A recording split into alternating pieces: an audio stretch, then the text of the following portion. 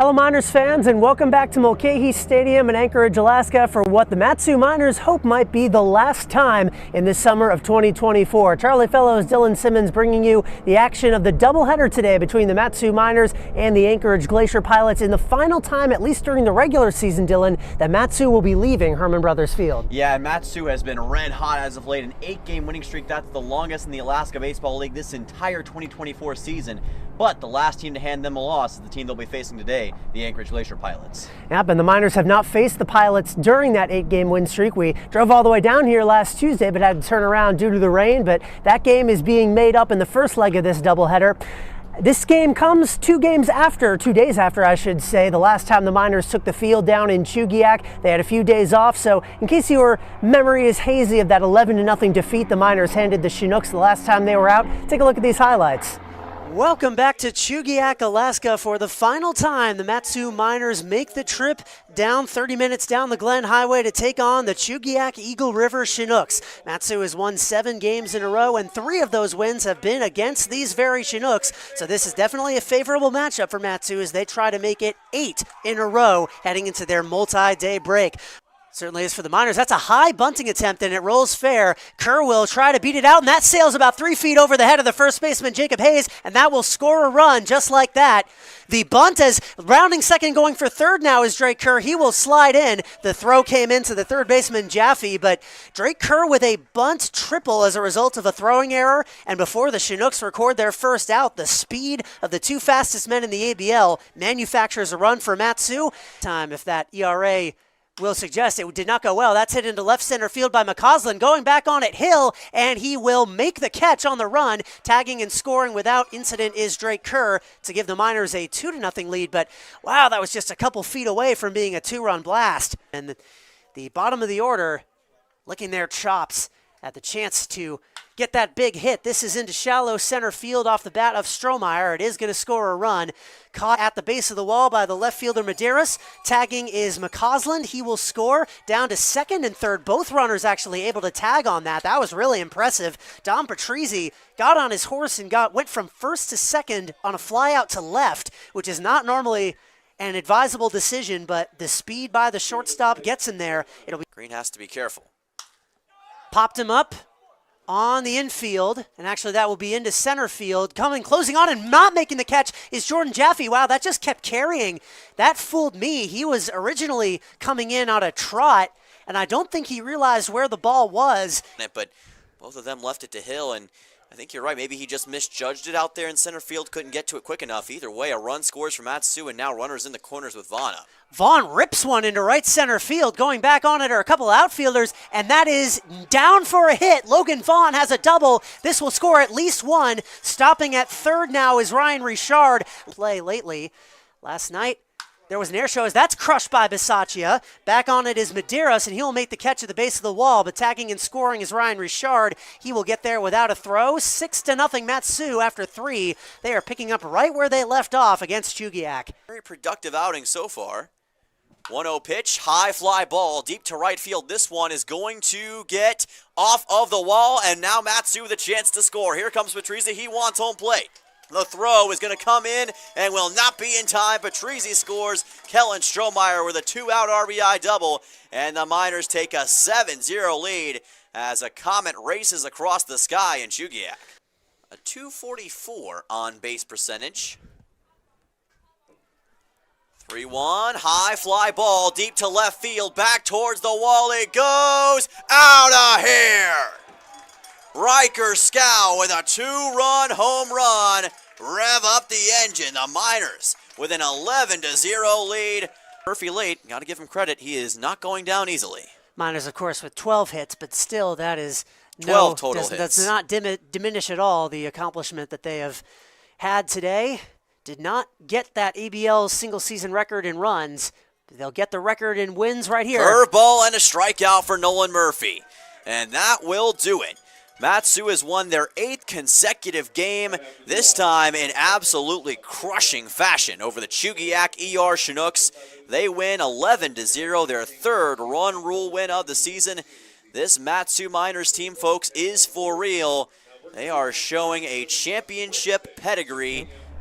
Well, that was certainly a great way to tie a bow on that 8 games and 8 days stretch for Mat-Su. They went 8-0, of course, over that stretch, and now they're trying their luck against the last team they haven't beaten since that last loss, but more importantly, the last time they will be on the road this season. Yeah, this past stretch was unquestionably their best of the season. They're looking to keep that going on the road, and like you mentioned, this is the last time Mat-Su will play away from home in the regular season. 9-9 on the road. They started off 4-9 on the road, but they've gone 5-0 since that point, part of that 8-game win streak. The Pilots, though, like I mentioned before, were the last team to beat the Miners. Mat-Su is 5-3 against Anchorage this year. We'll see if today will be different considering the last game. Yep, this will be the last time in the regular season they'll come back to Mulcahy Stadium, depending on how they finish in regards to the Anchorage Bucks. Coming into today, the Bucks have a 2-game lead over Mat-Su for first place in the ABL. It could be the last time they come back here all season. Well, one of the heroes of that 11-0 game I mentioned earlier, you saw it in the highlights, Logan Vaughn had a big RBI double. I got a chance to talk with him before the game. You'll want to hear it. All right, what's going on, Miners fans? I'm here with Mat-Su catcher Logan Vaughn today. How are you doing, Logan? Doing great. How about you? I am great. It's been a couple great days off since our last game we played. What were some things you got up to during the break? Yesterday I went on a train ride from Anchorage to Seward, saw all the beautiful mountains and lakes, and it was a blast. That's funny. We probably passed the exact train you were on, because Really? Dylan and I were driving up from Seward to back to Palmer. We were down there a couple nights ago, so that's very funny. That was awesome. The last game you and the Miners played before that break was on Monday. It was that 11-0 win over Chugiak, and you had a big hit during that. What was it like to be part of an experience like the run rule win that the Miners have had the last few days? Those are always fun. I mean, the offense is clicking, our arms are doing amazing, so it's just a good environment to be in, so it was a good game. It's about you specifically. You got off to a pretty, I would say, slow start to this season, but over the last couple games you've been doing well. You've been great defensively as a catcher, and obviously you had that big RBI double last night. What has it been like for you to get acclimated to this league and improve as the season has gone on? It's been a grind, but I've been working with Tyler Bassetti, one of our coaches, so I think he fixed some things, and I think we're on the right track. So. After these couple off days, we're now into the home stretch. We got 7 games left in the regular season and then playoff time. What's the mood like in the locker room right now? We're excited. We're ready to go. We got, I think, today's our last away game, and then after that, all home games, so we're excited and ready to bring home some hardware. As you said, we got 2 games against the Pilots today. What are your predictions? 2-0. All right, you heard it here first, folks. Logan Vaughn, thank you so much for joining me. Thank you. Back to you. Always great to talk with the players before the game. It's interesting to hear that he was on that train down to Seward. Dylan and I were down in Seward for a night during the break the Mat-Su Miners had, and we definitely saw some incredible views. We certainly did. Kenai Fjords National Park, one of the most scenic places in the entire planet, in my opinion. But it's cool to hear Logan's story, and he's been a huge cog in the machine as of late for Mat-Su, and he's only getting better and better as this season moves forward. Something you could apply to the Miners as a whole as we go into our lineups for today. This will be game 1. Yeah, we will start with your Mat-Su Miners. Leading off will be Chase Wilcox at third base. Drake Kerr takes over in center field once again. Kyle McCausland in right field. Christian Perez at first base. Dom Patrizzi at second base. Kellen Strohmeyer, he's been on a bit of a hot streak as of late in left field. Ryan Cochran, the shortstop. Logan Vaughn will be DHing today. Blake Baltz will be the catcher. And Tucker Timmerman takes the bump for Mat-Su in game 1. Definitely the ace of this staff, at least of late, by ERA, the best on the squad. For the home Glacier Pilots, Dylan Marks, the DH, will lead off. Luke Hefner, the shortstop. Luke Stolga in right field. He's hit a couple home runs against the Miners this season. Junior Barajas, the catcher. Chase Knight at third. Jacob Cowes out in left. Owen Hayes, the first baseman. Troy Sanders at second. His brother Logan out in center field. And David Hefner, brother of Luke. We got some sibling action on the Anchorage Glacier Pilots today. Will be starting on the mound. The last time he started for the Anchorage, they pitched a no-hitter against the Peninsula Oilers that the Mat-Su Miners definitely appreciated. Well, this is the last time we'll be doing this show anywhere but beautiful Herman Brothers Field, and we're definitely excited to bring the last road games of the season, the regular season anyway, to the Mat-Su Miners faithful. It'll be Miners versus Glacier Pilots, game 1 to start at 4. Game 2 will start 45 minutes after that game ends, scheduled for 6, but it depends on how long that game goes. No matter how long it goes, though, stay around for all the action we're going to bring for you today. Mat-Su Miners Baseball on YouTube will continue right after this.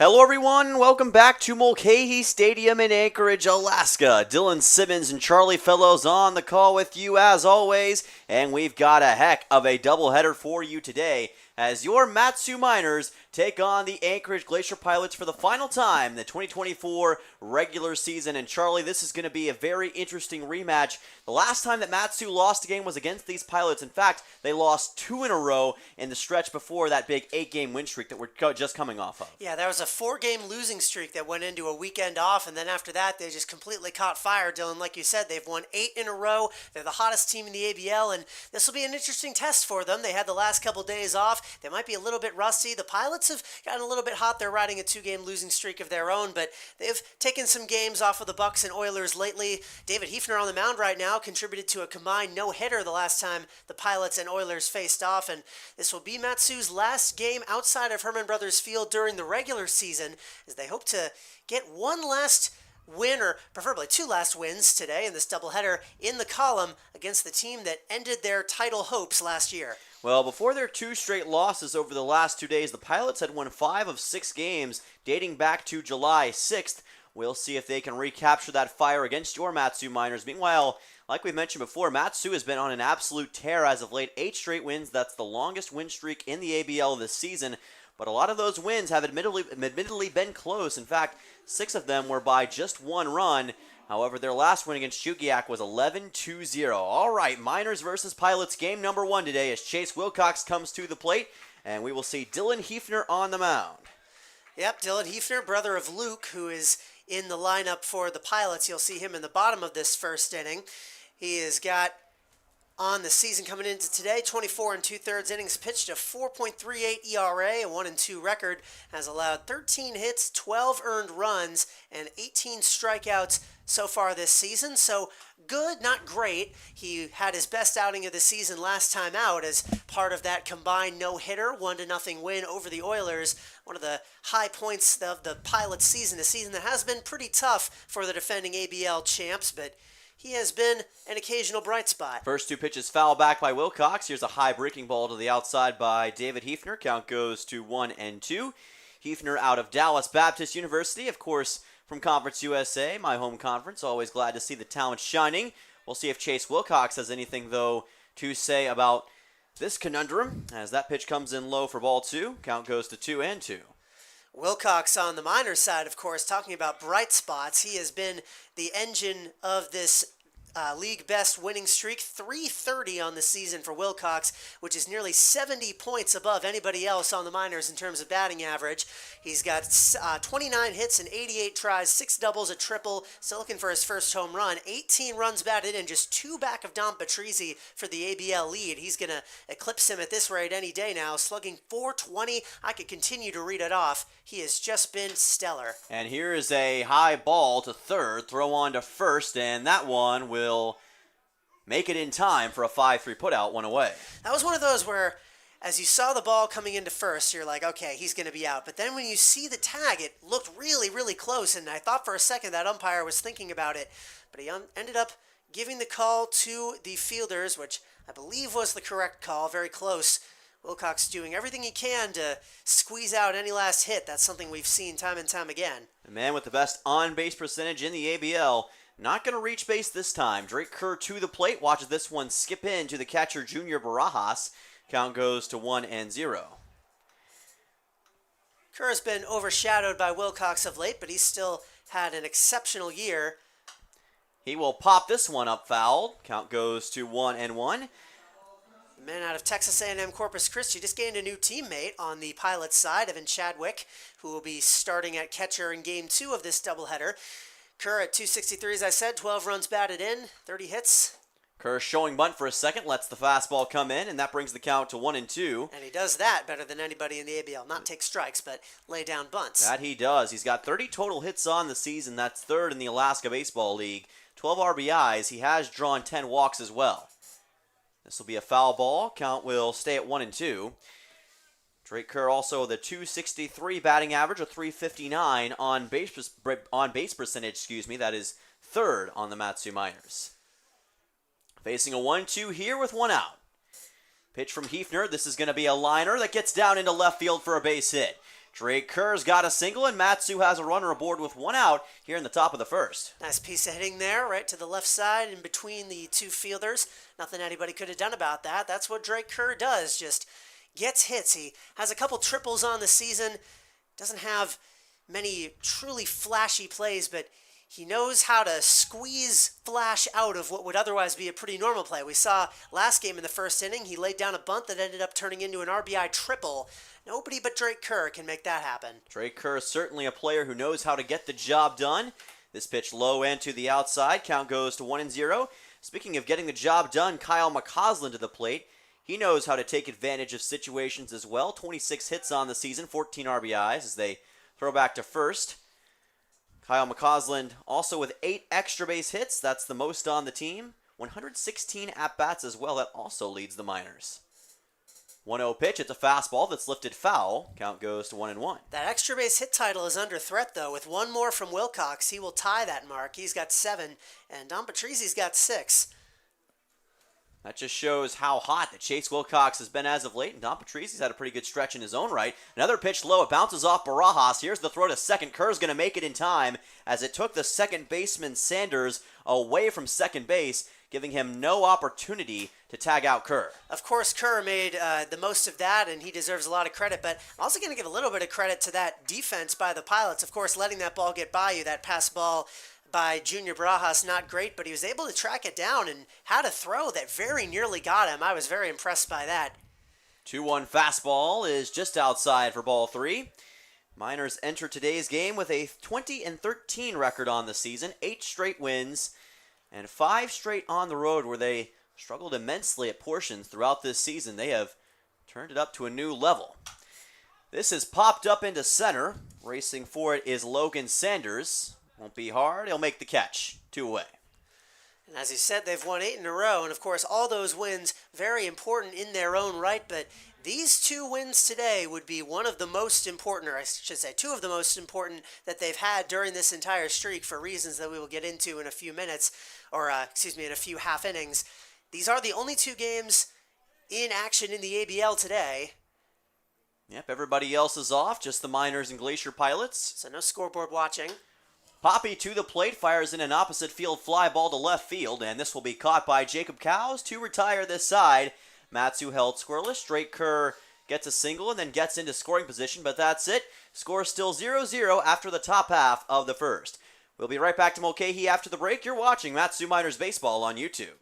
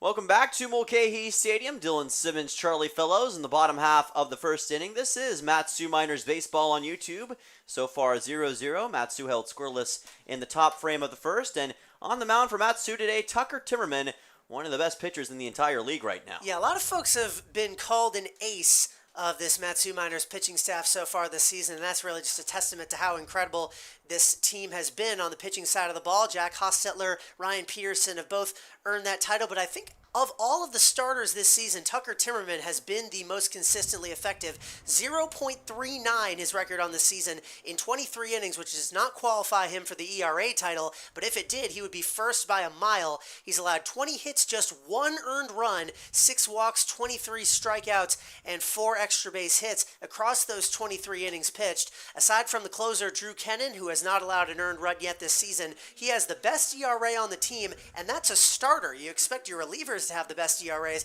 and make no mistake, the relievers on this team are excellent as well, but it's been Timmerman out of the University of Nebraska who has been the most consistently effective, and he'll try his mettle against these Pilots here today. Yeah, Tucker's last appearance was on July 17th against the Bucks. His season high in innings pitched with 6, only allowed 3 hits and no earned runs in that game. We'll see if maybe he can go the full 7 today. He fires in a fastball. His first pitch of the day is a strike to Dylan Marks, the designated hitter. Yeah, local kid, or I should say local Alaska native kid out of Sitka, which is not, it may as well be a totally different state near Juneau. Got to fly there, but it is in Alaska. He's been one of the best hitters on this team as he swings and misses there. 254, 4 extra base hits, 8 runs batted in, a 317 on base percentage. Timmerman working fast here, trying to strike out Marks in a hurry. 1-2 pitch comes in to the catcher Blake Ball. It's a little bit low. Count goes to 2-2. The defense around Timmerman, Perez at first, Patrizzi at second, Ryan Cochran the shortstop, Chase Wilcox at third. Here is a chopper right side to the second baseman Patrizzi. Underhand toss to first in time. 4-3 put out, 1 away. Yeah, we just saw a couple of those in action there. Don Patrizzi, who's been excellent defensively of late, throwing it on to Christian Perez. And just to finish that out, the outfield, Kellen Strohmeyer in left, Drake Kerr as always in center, Kyle McCausland in right, and Blake Baltz doing the catching. You're going to see Logan Vaughn a bit. You saw him in the pregame interview. If you watch the pregame show, he's the designated hitter today for the Miners, as Timmerman continues to blaze through this lineup. Yeah, he is trying to work fast on Anchorage early on, and so far it's working. Count goes to 0-1 on Luke Hefner, the brother of David Hefner, on the mound for the Pilots today. This pitch outside for ball 1, another Dallas Baptist Patriot. 247 is Hefner on the season, 7 runs batted in. Facing a 1-1 here from Timmerman. Now he's slowing it down a little bit. This is a foul ball by Luke Hefner. Count goes to 1-2. The Pilots are the worst offense in the ABL by most metrics. They've scored 89 runs on the season compared to 155 for Matsu. This is a low pitch by Timmerman, and Baltz has to watch it go by. Count goes to 2-2. Bounced off of Baltz that time. Their pitching has been excellent, as evidenced by the no-hitter earlier in the week, and they've pitched against the Miners pretty well. Funny little swing by Hefner that time. Went off of his bat and into foul ground. Count goes to 2-2. It's just been they've struggled to score runs. There was that one game where they put up 11 against the Miners at Herman Brothers, which feels more like an aberration than anything, because most of the games that these two teams have played against each other have been either low scoring all around or Miners blowouts. Pilots are 8-8 at home on the season. Payoff pitch from Tucker Timmerman. This is going to be a ground ball to first, picked up by Perez, and he says, "I got it." Waves off Timmerman for an unassisted out 2. A couple nice plays by Perez over there at first. He has been excellent defensively this season as well. And now we talk about the runs being a premium for the Pilots. The man at the plate right now has been probably the only consistent exception to that rule, Luke Stolga, especially with the Miners on the other side. Luke Stolga with 102 at-bats on the season, 19 hits, 10 RBIs, and he has played some of his best baseball against Matsu this year. Yeah, he's batting just 186. Sorry to cut you off. He'll swing and miss at this one. Count goes to 0-1. He did have that grand slam during that 11-7 win for the Pilots in Palmer. Here is a chopper right side to Patrizzi. He'll throw it on to Perez, and that is out number 3. Matsu 1-2-3 is the Pilots in the bottom half of the first inning. Good start for Tucker Timmerman and Matsu. That'll bring us on to the top half of the second. You're watching Matsu Miners Baseball on YouTube.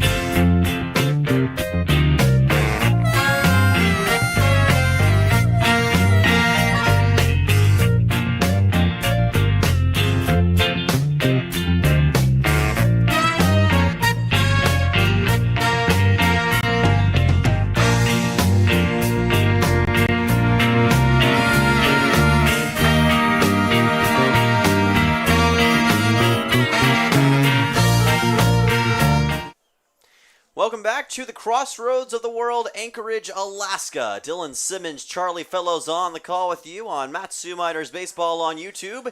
Your Miners tied with the Pilots by a score of 0-0 so far as we approach the top half of the second inning. In game one of the 7-inning doubleheader, Dom Patrizzi to the plate. Watches this pitch come inside. It's a fastball from David Hefner. Count goes to 1-0.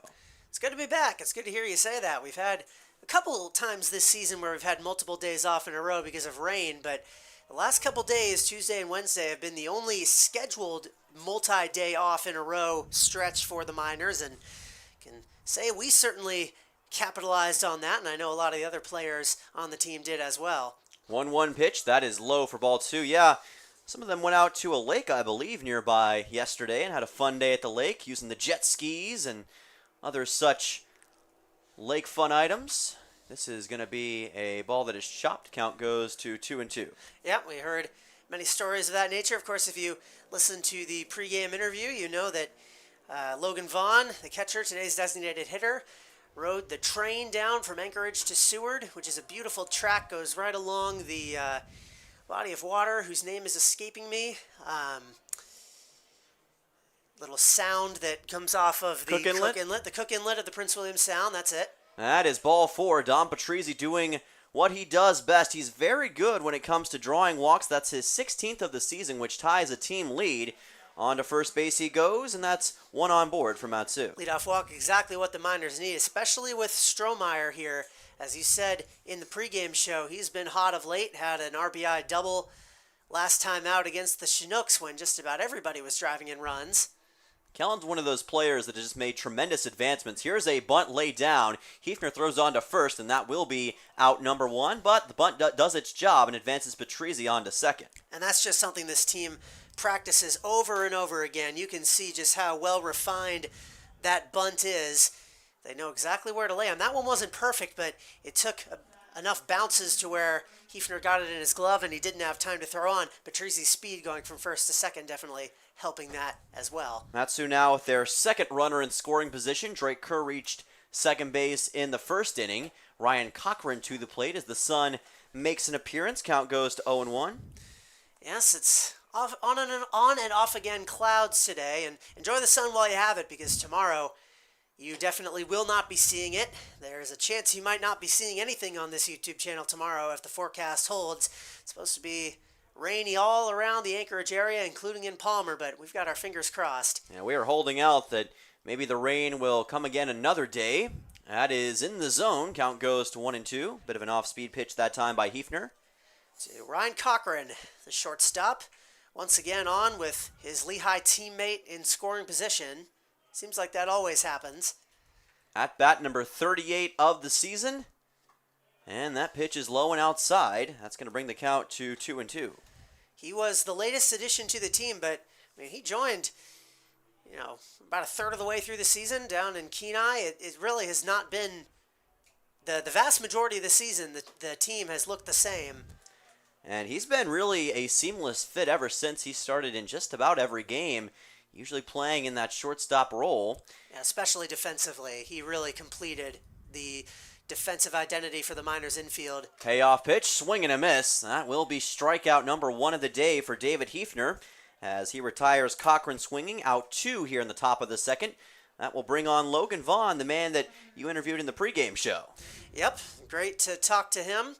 He had a big hit. Of course, it's no secret that so far here up in Alaska, his contributions to the team have mostly been defensive, and with that, he has been excellent.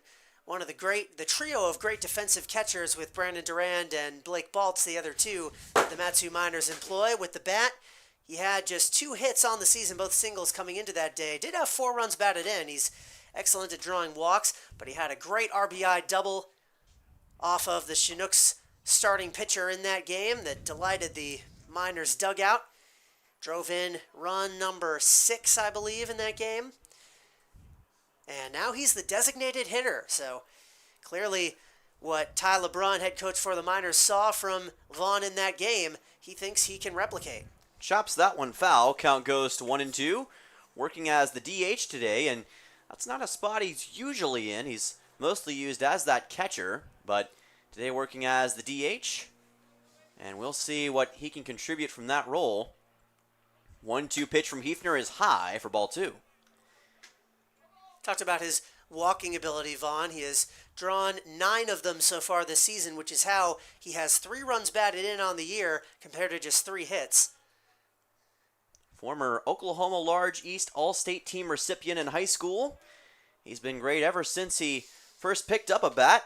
Count goes to 3-2, and has brought it over to Texas A&M Corpus Christi. And as I said, he got a new catcher teammate, potential rival on the Islanders next season in Evan Chadwick of the Pilots. 3-2, this is fouled back by Vaughn. It's going to be interesting to see how all of that shakes out down in Corpus Christi. I asked him after the pregame interview about Galveston, Texas, and if what Charles Barkley says is true, and he says he can't confirm he's never been to Galveston, but he has heard that if you're heading down that way, just drive past it and go on down to Corpus. Payoff pitch. Here is a ground ball up and over the mound for a base hit. Patrizzi's coming around to home. The throw will not be in time. Patrizzi scores, and Logan Vaughn is back on the scoreboard with a 2-out RBI single, and Matsu takes the early lead. That's the second game in a row that Logan Vaughn has come through, and I think I was right. Head coach Tyler Brunn saw something. Maybe he made an adjustment, found a hitch in his swing or some kind of mechanic that he tweaked, because now he has come through with the RBI hit in 2 straight games. And this one even more important because it breaks the scoreless tie and gets the Miners off to a lead on the road, which has been so difficult for them this season. Logan Vaughn. Love to see it. Logan Vaughn with a big impact already in this game. This pitch high for Blake Baltz. Count goes to 1-0. That is what Matsu has been looking for from him, and Ronnie Deck has obviously helped him out a lot, and they are creating a heck of a tandem here. This is a chopped foul by Blake Baltz. Count goes to 1-1. And that's a great example of the development of these Miners. We were talking about it earlier with Kellen Strohmeyer, but there are so many players on this team that have just improved so much as this season has gotten down into the last few weeks. It's great to see the development coming to full fruition. Swing and a miss by Baltz. Count goes to 1-2. Mr. Smith, father of Luke, in the YouTube chat as always, corroborating the Galveston rumors that the water is not in fact clear. Glad to get another native Texan's opinion on that. I'll have to ask every Texas player on the team to see if it's true. This is going to be a ball popped up and fouled. Count goes, or rather stays at 1-2 as another plane flies overhead. We saw a lot of that the last time we were in Anchorage. Yep, that air show was going on. We got our ears blown out by a military plane flying over the field. Deafeningly loud, also very cool. But we're hoping to avoid some of that noise pollution here today. It was a very cool aerial show. 1-2 is high for ball 2. We had our Matsu Miners driver to the games. Terry was at that air show, and he said it was a heck of a spectacle. Yeah, he told us exactly the model of plane that it was, and I am unfortunately not remembering it, so apologies to Terry if you're listening on. And here comes Vaughn on to second. He'll slide in with a stolen base, and Matsu with another runner in scoring position as the count goes full for Blake Baltz. That's the speed for Matsu that they have used all season long. That is the first stolen base now for Logan Vaughn, so that makes the man at the plate actually, Baltz, the only hitter left in the Matsu lineup that has not swiped a bag yet this season, and it's not like Baltz has not been active on the base paths either. So perhaps an opportunity for Blake Baltz to join that club if he can get on base here, and he will. That pitch comes in low, and Baltz is on to first with a walk on a full count. Matsu now with 2 runners on base with 2 outs. So Hefner's struggling here in this second inning. He's walked a pair, issued a single, already allowed a run, and now he's got first and second with 2 outs in the top of the order coming up to bat. Nobody on the Pilots wants to see this guy up with 2 outs and a runner in scoring position, but all of you on the stream, I'm sure, are licking your chops, as is Wilcox facing off against Hefner. This could be a huge early turning point for Matsu with Wilcox at the plate. Lets this come in high and outside for ball 1. Wilcox grounded out to third his first time up. He'd love to get some redemption right here. We talked about him earlier, but he is the hottest player in the Alaska Baseball League right now. Just consistently delivering offense. He'll foul this one back. Count goes to 1-1. Yep, the reigning Matsu Miners Player of the Week, and I don't think it's controversial to say he will be getting my vote for the ABL All-Star teams. We got our ballots in the mail today, as did all the media members in the ABL. Yeah, we'll know the official results soon. Another foul ball by Wilcox. So keep an eye on that. We'll make sure to have all of that updated for you as the season reaches its end. Count goes to 1-2. Follow the Matsu Miners on social media if you want to see those results get announced. Been having some fun with graphics lately. 1-2 pitch from Hefner. Wilcox will pop one up into foul ground. Racing after it is Knight, and he will not be able to do anything with it as it goes over the fence. Wilcox stays alive. You could argue that without Wilcox's productivity in that 8-game winning streak, who knows what Matsu's record could have been in that stretch. Oh, absolutely. I mean, he's directly responsible for 2 wins with the walk-off hits here against the Bucks on Wednesday and again against the Chinooks, or against the Oilers, I should say, later on in the week. He had the go-ahead RBIs in another run, scored the winning run in another game, so he's been at the center of all of them. Fastball gets away from Barajas. The runners are going, and they're going to be safe at second and third. Now 2 runners in scoring position after the low pitch by Hefner. Really, the only game that he wasn't involved in was the first half of that doubleheader against the Chinooks last Friday, which is the only game in the last couple of weeks that he didn't have a hit in. And the second half of that doubleheader, he had the walk-off hit. So On at third, Baltz at second. Foul ball by Wilcox.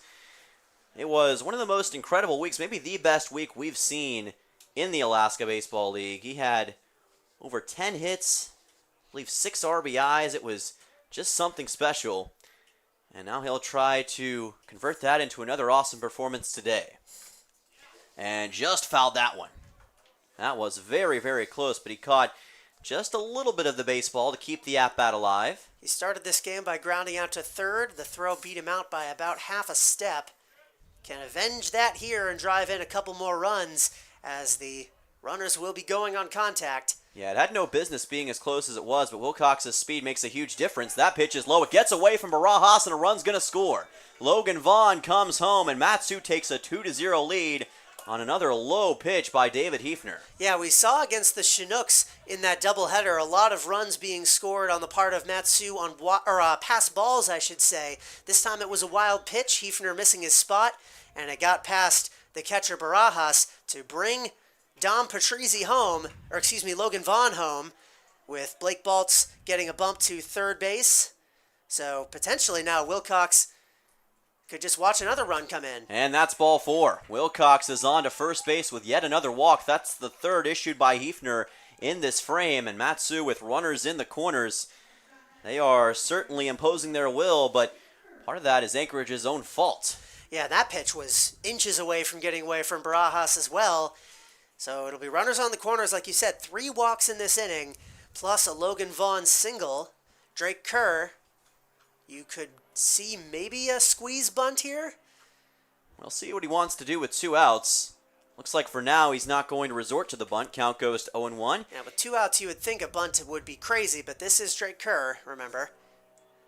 And that's not to say he's crazy, it's just that he knows what he's doing most of the time. 0-1 pitch. This is lifted foul. Count goes to 0-2. We saw the Miners get a cheap run out of this situation against the Chinooks via the delayed double steal. And they're in earlier position. in that week. Yeah, they're in position to do that once again. 0-2 pitch. Wilcox is going. This is a ground ball that gets through the left field side. A run's going to score for Matsu. Baltz comes home. Wilcox on to third. The throw goes all the way towards the left field corner. Wilcox will score as well. Matsu with a 2-run double from Drake Kerr, and they take a 4-0 advantage. A huge clutch piece of hitting for Drake Kerr. That's his second hit in just the second inning. He's come up in each of the first 2, and he had a single in the first. Now an RBI double. 2 runs come around to score on that here in the second, and that's a huge conversion, because how many times this season have we seen the Miners get a run or 2 in an inning, but then leave a bunch of runners on base, and you wonder, how big this inning could have been if they had just gotten a couple more hits. Well, now we know 4 runs home, 3 of them with 2 outs. Kerr's going on to third. The throw is going to be in time. No, it's not. Kerr got there somehow. Just avoided the third baseman, Chase Knight. And now Matsu, the runner in the hot corner, that was close. Yeah, that's the technique on the stolen base from Kerr. He was able to just get a hand in there. He's done that many times this season. He expands his comically large lead for stolen bases in the ABL. That is number 20. McCausland to the plate, lets this pitch come inside for ball 2. And the Miners are off to a very dominant start early on the Glacier Pilots. Exactly where they need to be. 2-0 pitch, and that is low. Barajas almost had the baseball get away from him. Count goes to 3-0, and right now David Hefner is just struggling a little bit with his command. We talked about that double steal too. I think that is what they were trying to do. Wilcox was taking off, and Kerr made that moot with the double. The 3-0, and that's ball 4. McCausland on to first base. Runners in the corners again for Matsu.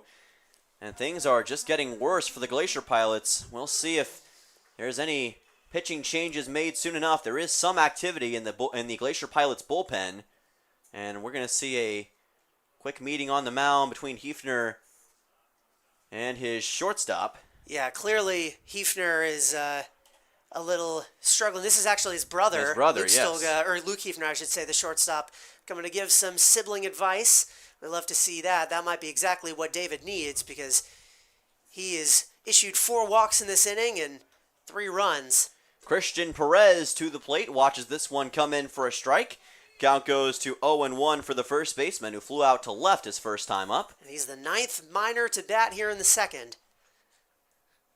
Most of them with 2 outs. The 0-1 is inside for ball number 1. The Miners have done all their damage in this second inning with 2 outs. They've scored all 4 of their runs in that situation. After what looked like it would be a pretty low-scoring game to start, it has quickly shifted. 1-1, Perez will ground this one right to first base. It's bobbled for just a second by the first baseman Hayes, but he just tags the bag to end the inning. But the Miners put 4 runs on the scoreboard, highlighted by a 2-run double from Drake Kerr that just got past the third baseman Chase Knight. That will bring the score to 4-0, and we're on to the bottom half of the second. You're watching Matsu Miners Baseball on YouTube.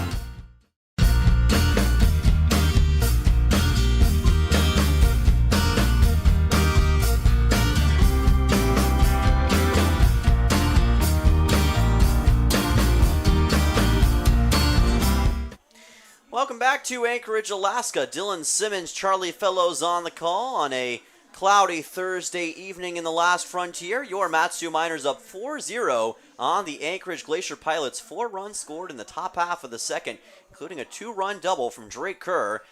As we'll now see the Pilots look for their response. Junior Barajas to the plate. He fouls this one to bring the count to 0-1. Timmerman had a perfect bottom of the first inning, with 4, 5, 6 now due up, starting with this guy, Junior Barajas, Rodrigo Barajas Jr., if you will, son of former MLB catcher and briefly interim manager Rod Barajas. Yep, 53 at-bats on the season, 7 hits, and a 190 on-base percentage. Coming to the ABL, hoping to make the majors like his father. Facing off against Tucker Timmerman, who's been pitching like a major league guy this season. Count goes to 1-1. And not the only guy on this staff who has been pitching with that appearance. This is popped up and fouled. Count goes to 1-2. Barajas will be followed by Chase Knight and Jacob Cowes, 4, 5, 6 for Anchorage. And Barajas had a great introduction to the last frontier. He homered in his debut with the Pilots, but other than that has struggled just a bit. 132 this season. This is fouled by Barajas, keeping the count the same. 6 hits, or 7 hits I should say, and 53 at bats. 7 runs batted in, 3 walks, and a hit by a pitch. So he has contributed, but with the offense for the Pilots being the way it is, his numbers blend right in. As that pitch was low, count goes to 2-2. Barajas made a heck of a splash for the Glacier Pilots. In his first game, he had a home run that helped them in a big victory. 2-2 pitch by Timmerman. This is going to be fouled, and something came off his elbow. The bat, I believe, or was that his elbow pad, or whatever that was? He's better off without it, I guess. I guess he doesn't need it. Swung so hard that it just popped right off. You see his elbow sleeve. He used to have a pad on that, but going commando now. 2-2. This is popped into space. It'll be easy for somebody to get. It's going to be the third baseman, and the catch is made by Chase Wilcox. That's one down. Good communication there. Blake Baltz didn't quite have the angle on it, and he deferred, ran out of the way, and Wilcox had to bail him out. Had a huge run in from third base, stuck his arm out and made that catch. No infield fly rule in effect because there was no runner on base. They needed to make that catch, but Wilcox coming through. So Chase Knight to the plate. Fastball by Timmerman is outside. Count goes to 1-0. He's the third baseman for the Pilots. Saw that rocket by Drake Kerr go right past him. Fastball is again high, now 2-0, and he did watch the baseball bounce right past him, just along the left field line, and went all the way to the corner before anybody could do anything about it.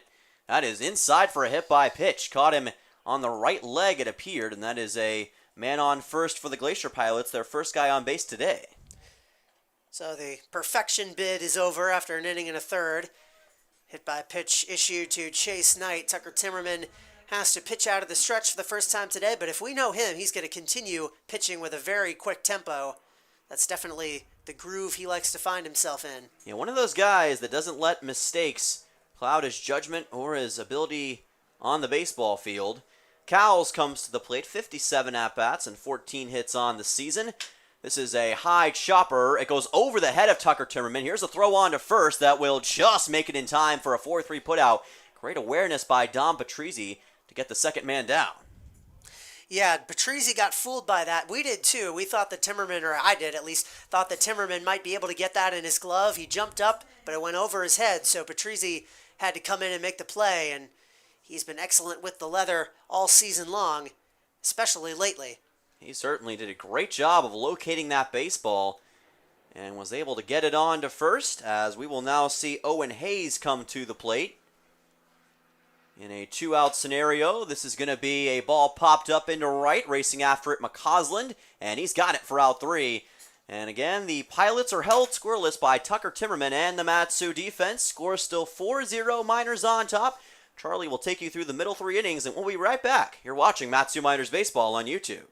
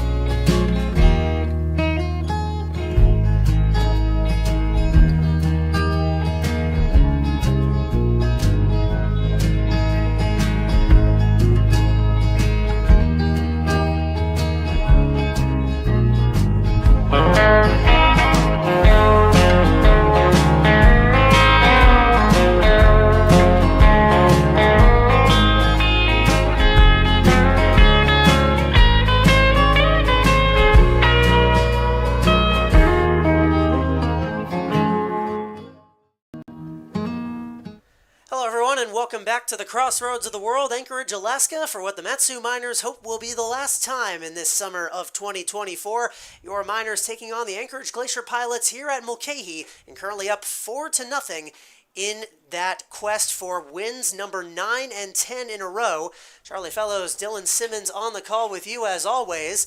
And it appears the David Hefner experience is over after just 2 innings. Jake Dodge out of the pen for the Pilots in relief of their starter after Hefner issued 4 walks and allowed 4 2-out runs back in the second.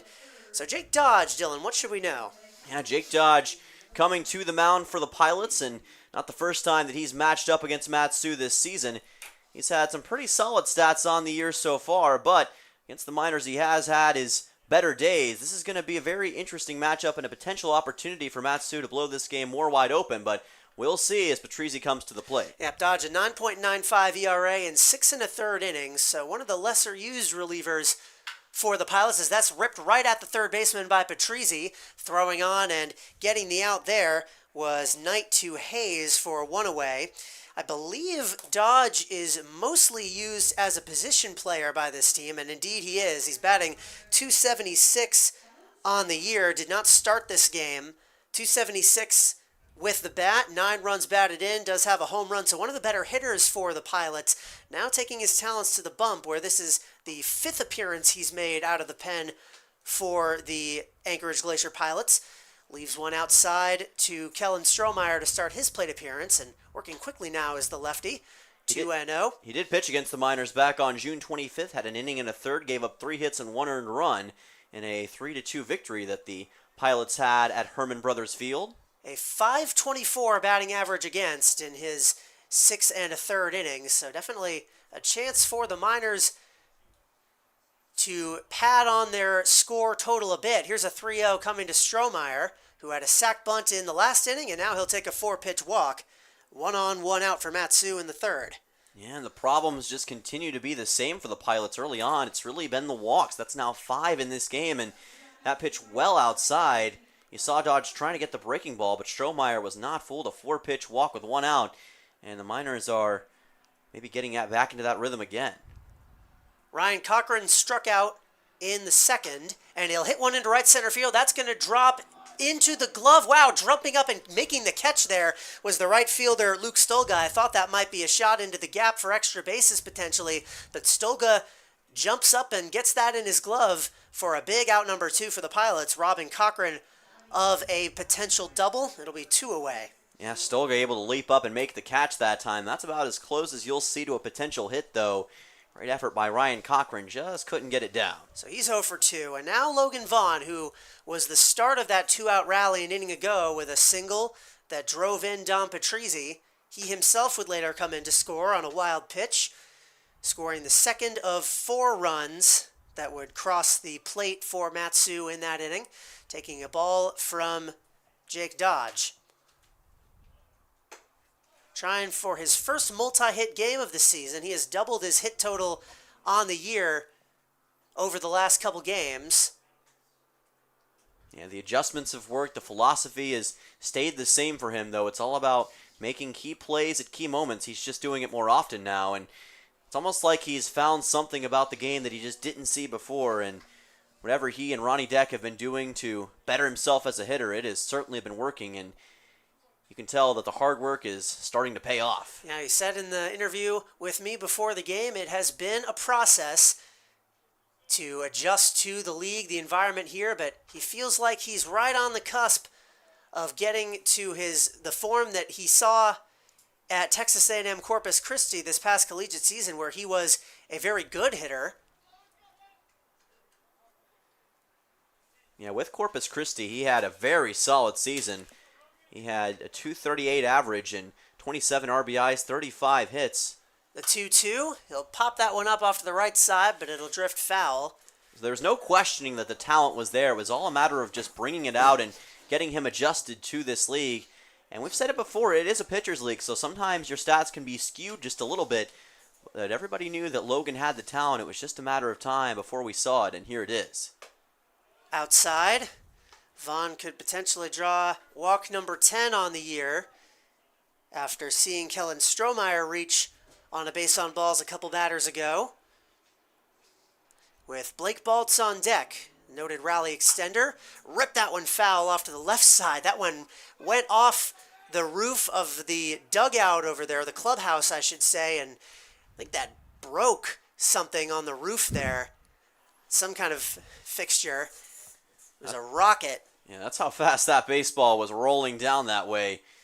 Like you mentioned, it was a rocket off of the bat. Payoff pitch that is off the end of the bat to second. They're not going to try and turn two, nor do they need to. On to first, Troy Sanders to Luke Hayes, or Owen Hayes, I should say, to retire the side. So the Miners go scoreless in the top of the third.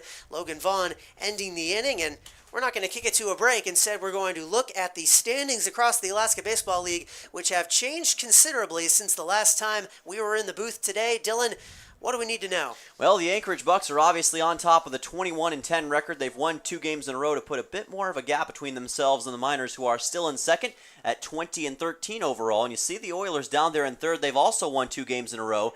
They've gotten themselves back over 500 at 18-17. But here's the caveat: the Bucks and the Oilers have not played each other in that stretch. They played the Pilots and the Chinooks, so that's why they've been able to make up some ground. Of course, the Pilots are currently in fourth, in possession of that final playoff spot. The season ended today, and the Chinooks are down in fifth, fighting for their playoff lives, but they're going to need a lot of things to go their way to get back in that discussion. Yeah, the Miners had a couple days off, and as we were saying, Dylan and I were talking on the way to the game, I think the worst possible slate of results while the Miners were off came to pass. The Bucks and Oilers won both their games. The Pilots and Chinooks lost both their games.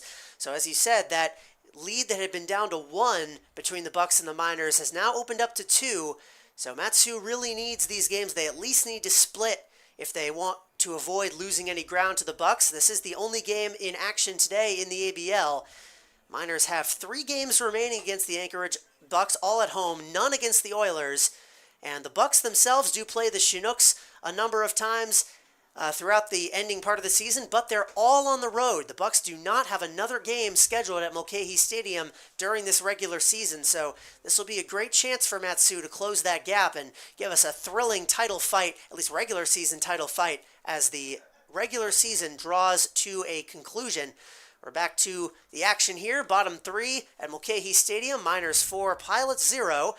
Tucker Timmerman hoping for another excellent frame. He has allowed just 1 base runner hit by pitch to Chase Knight. No hits, no walks thus far, and he'll have Troy Sanders, Logan Sanders, and Dylan Marks, 8-9-1, due up against the Cornhusker here in the third. You talked about that title fight in the regular season. Like you mentioned, it's going to come down to the wire, and those Bucks games versus the Miners are going to be must-watch television, as it could be a potential preview of the top of the World Championship Series. Timmerman will start off Troy Sanders with a pitch outside. Sanders, the second baseman. His brother Logan on deck. He's in center field.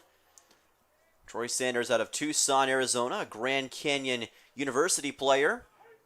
Former teammate of Christian Perez. Of course, Perez moving on to Sacramento State, but those two know each other from their time spent there.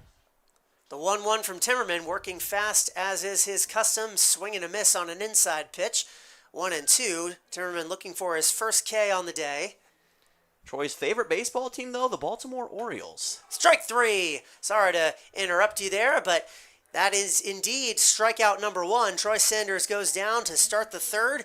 A looking K for Timmerman. He continues to look very comfortable against these Pilots bats.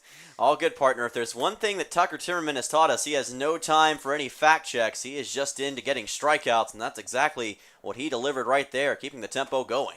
I was hoping you were going to say a team where that Randy Johnson or Nolan Ryan or something played for, because that would have been a good one-liner, but could not in those 2 seconds come up with a famous strikeout pitcher that played for the Baltimore Orioles.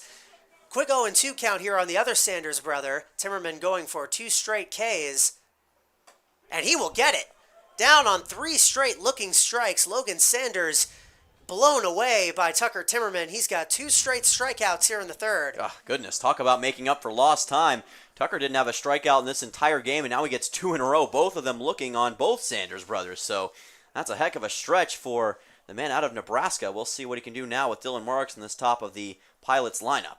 Not a good showing for the Sanders clan the first time through the order, as that will bring up Dylan Marks for the second time. Open this game out by grounding out to second base, and he'll swing and miss again, 1-1. Through the first time through the order, as I said, just 1 hit by pitch. No hits for Tucker Timmerman. Finds the zone with that offering. He is just absolutely... He is blazing. Flying. No time for small talk because Tucker is on the case. Strike three. 3 Ks in the third inning. Tucker Timmerman, one of the most dominant innings we've seen by any Miners pitcher all season long, and it only makes sense that it comes from the staff ace. We're headed to the 4th inning. You're watching Matsu Miners Baseball here on YouTube.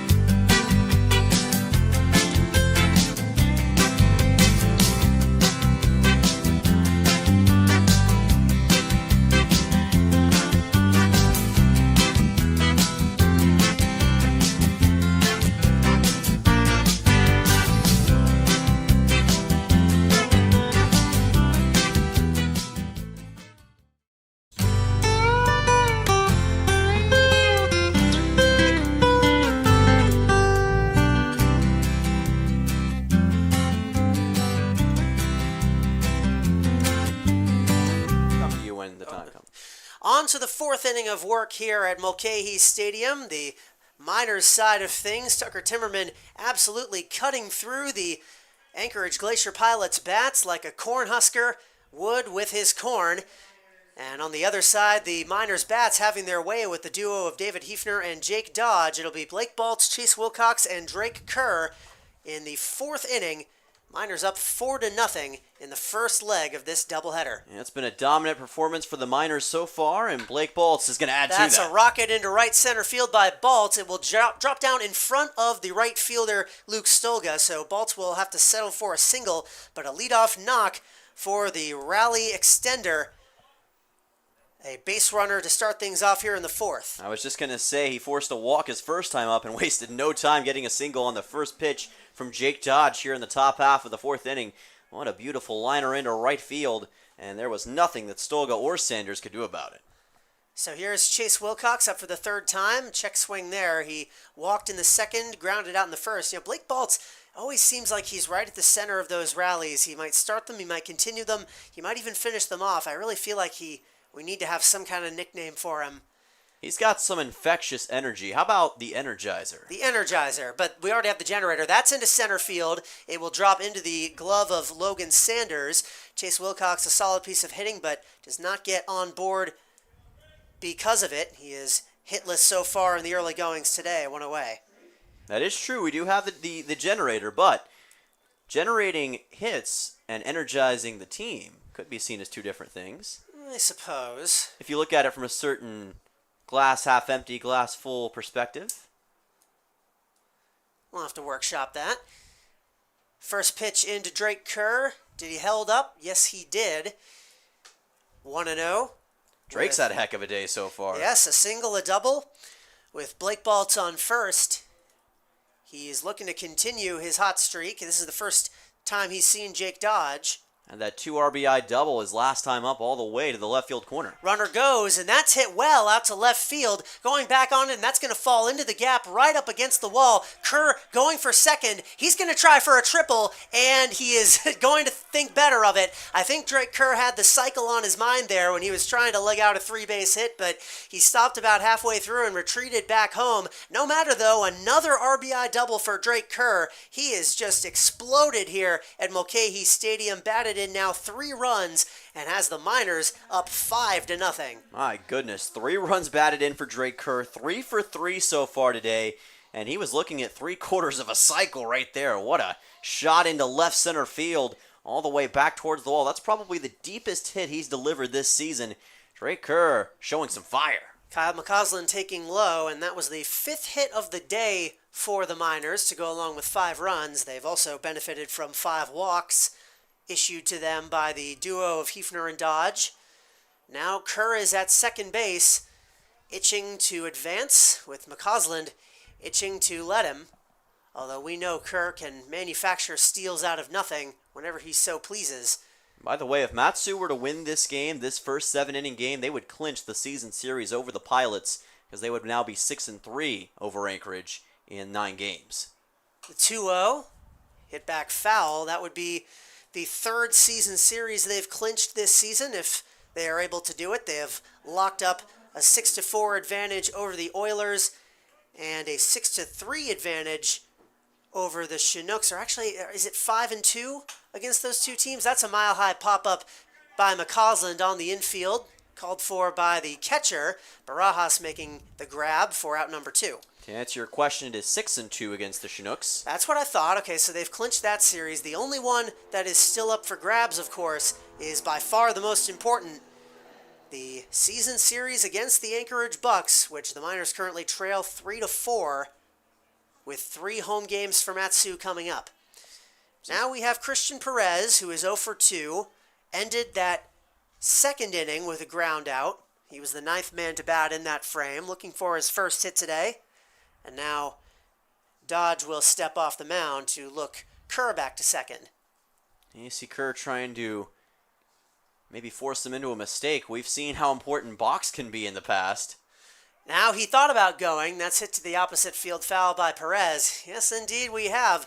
The last time the Miners were in action here at Mulcahy, they won the game on a balk in the top of the 9th inning that ended up being the winning run.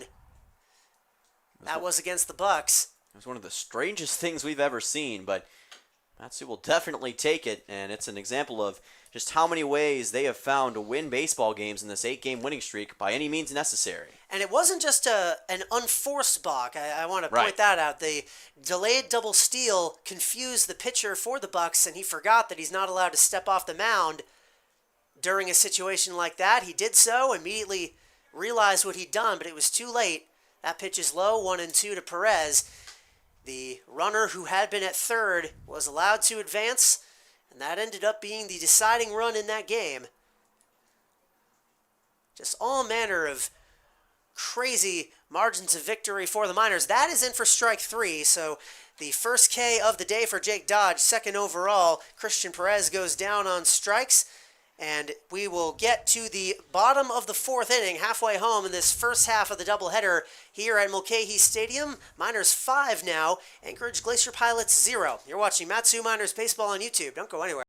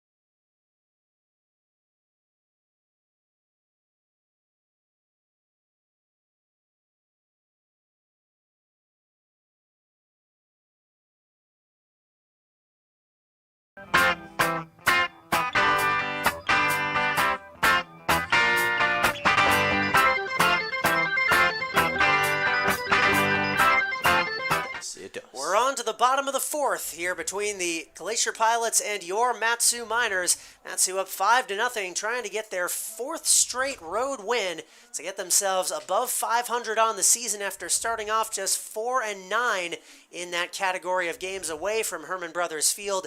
One of the many ways that Matsu has flipped the switch down the stretch here this season. Charlie Fellows, Dylan Simmons on the call as always, with Luke Kiefner, Luke Stolga, Junior Barajas due up against Tucker Timmerman coming off an 11-pitch, 3-strikeout frame in the 3rd. The most dominant single-inning performance you might ever see this season from a Miners pitcher. That is a comebacker over the mound, fielded by Patrizzi. He'll throw it across, but it won't be in time. An excellent effort by the second baseman, but not able to prevent the first hit of the day. Luke Kiefner on with a leadoff single. Yeah, he did everything he could, but it's just so hard when you're falling away like that to get the power underneath the ball to get it to first base. Although Patrizzi did everything he could to get it to Perez, You've got to admire the effort, just not enough to get the out. The first hit of the game for the Pilots. And there will be one on, none out for Luke Stolga, who grounded out to second back in the first.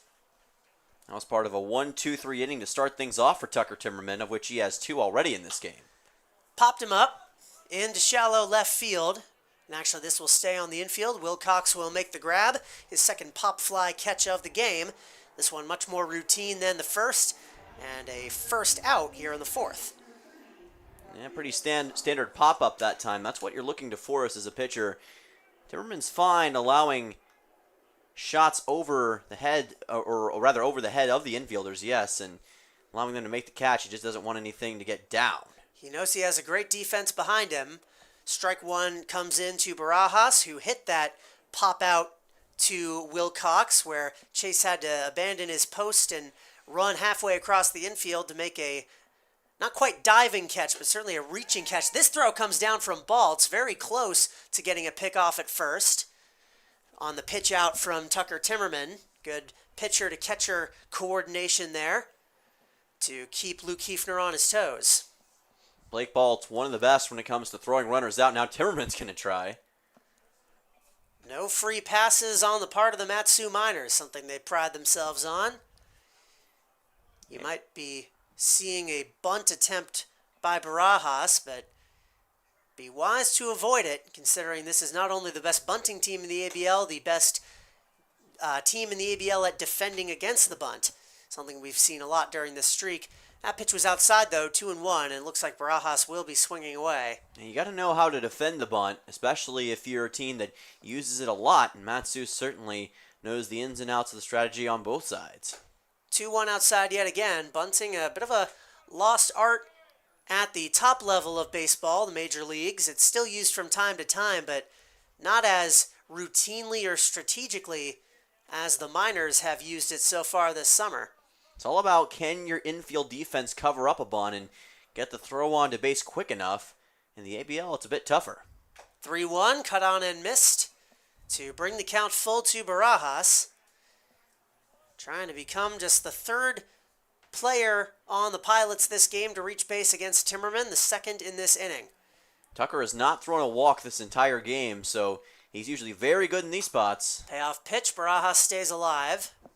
He's going to try to throw you that fastball if he can and send it right by you. So Barajas, I'm sure, is going to be aware of that and ready. We saw Tucker try the fastball on that last pitch, and I'd say he will likely try that again. Payoff pitch, runner goes. That's outside, and it will go to the backstop. Wild pitch got away, but it did not matter. Hefner on to second. Barajas reaches on the first walk of the day for Timmerman. Now Tucker with multiple base runners for the first time today. He'll have to face the heart of the order, pitching out of the stretch, something that he does not enjoy doing, as fast of a worker as he is.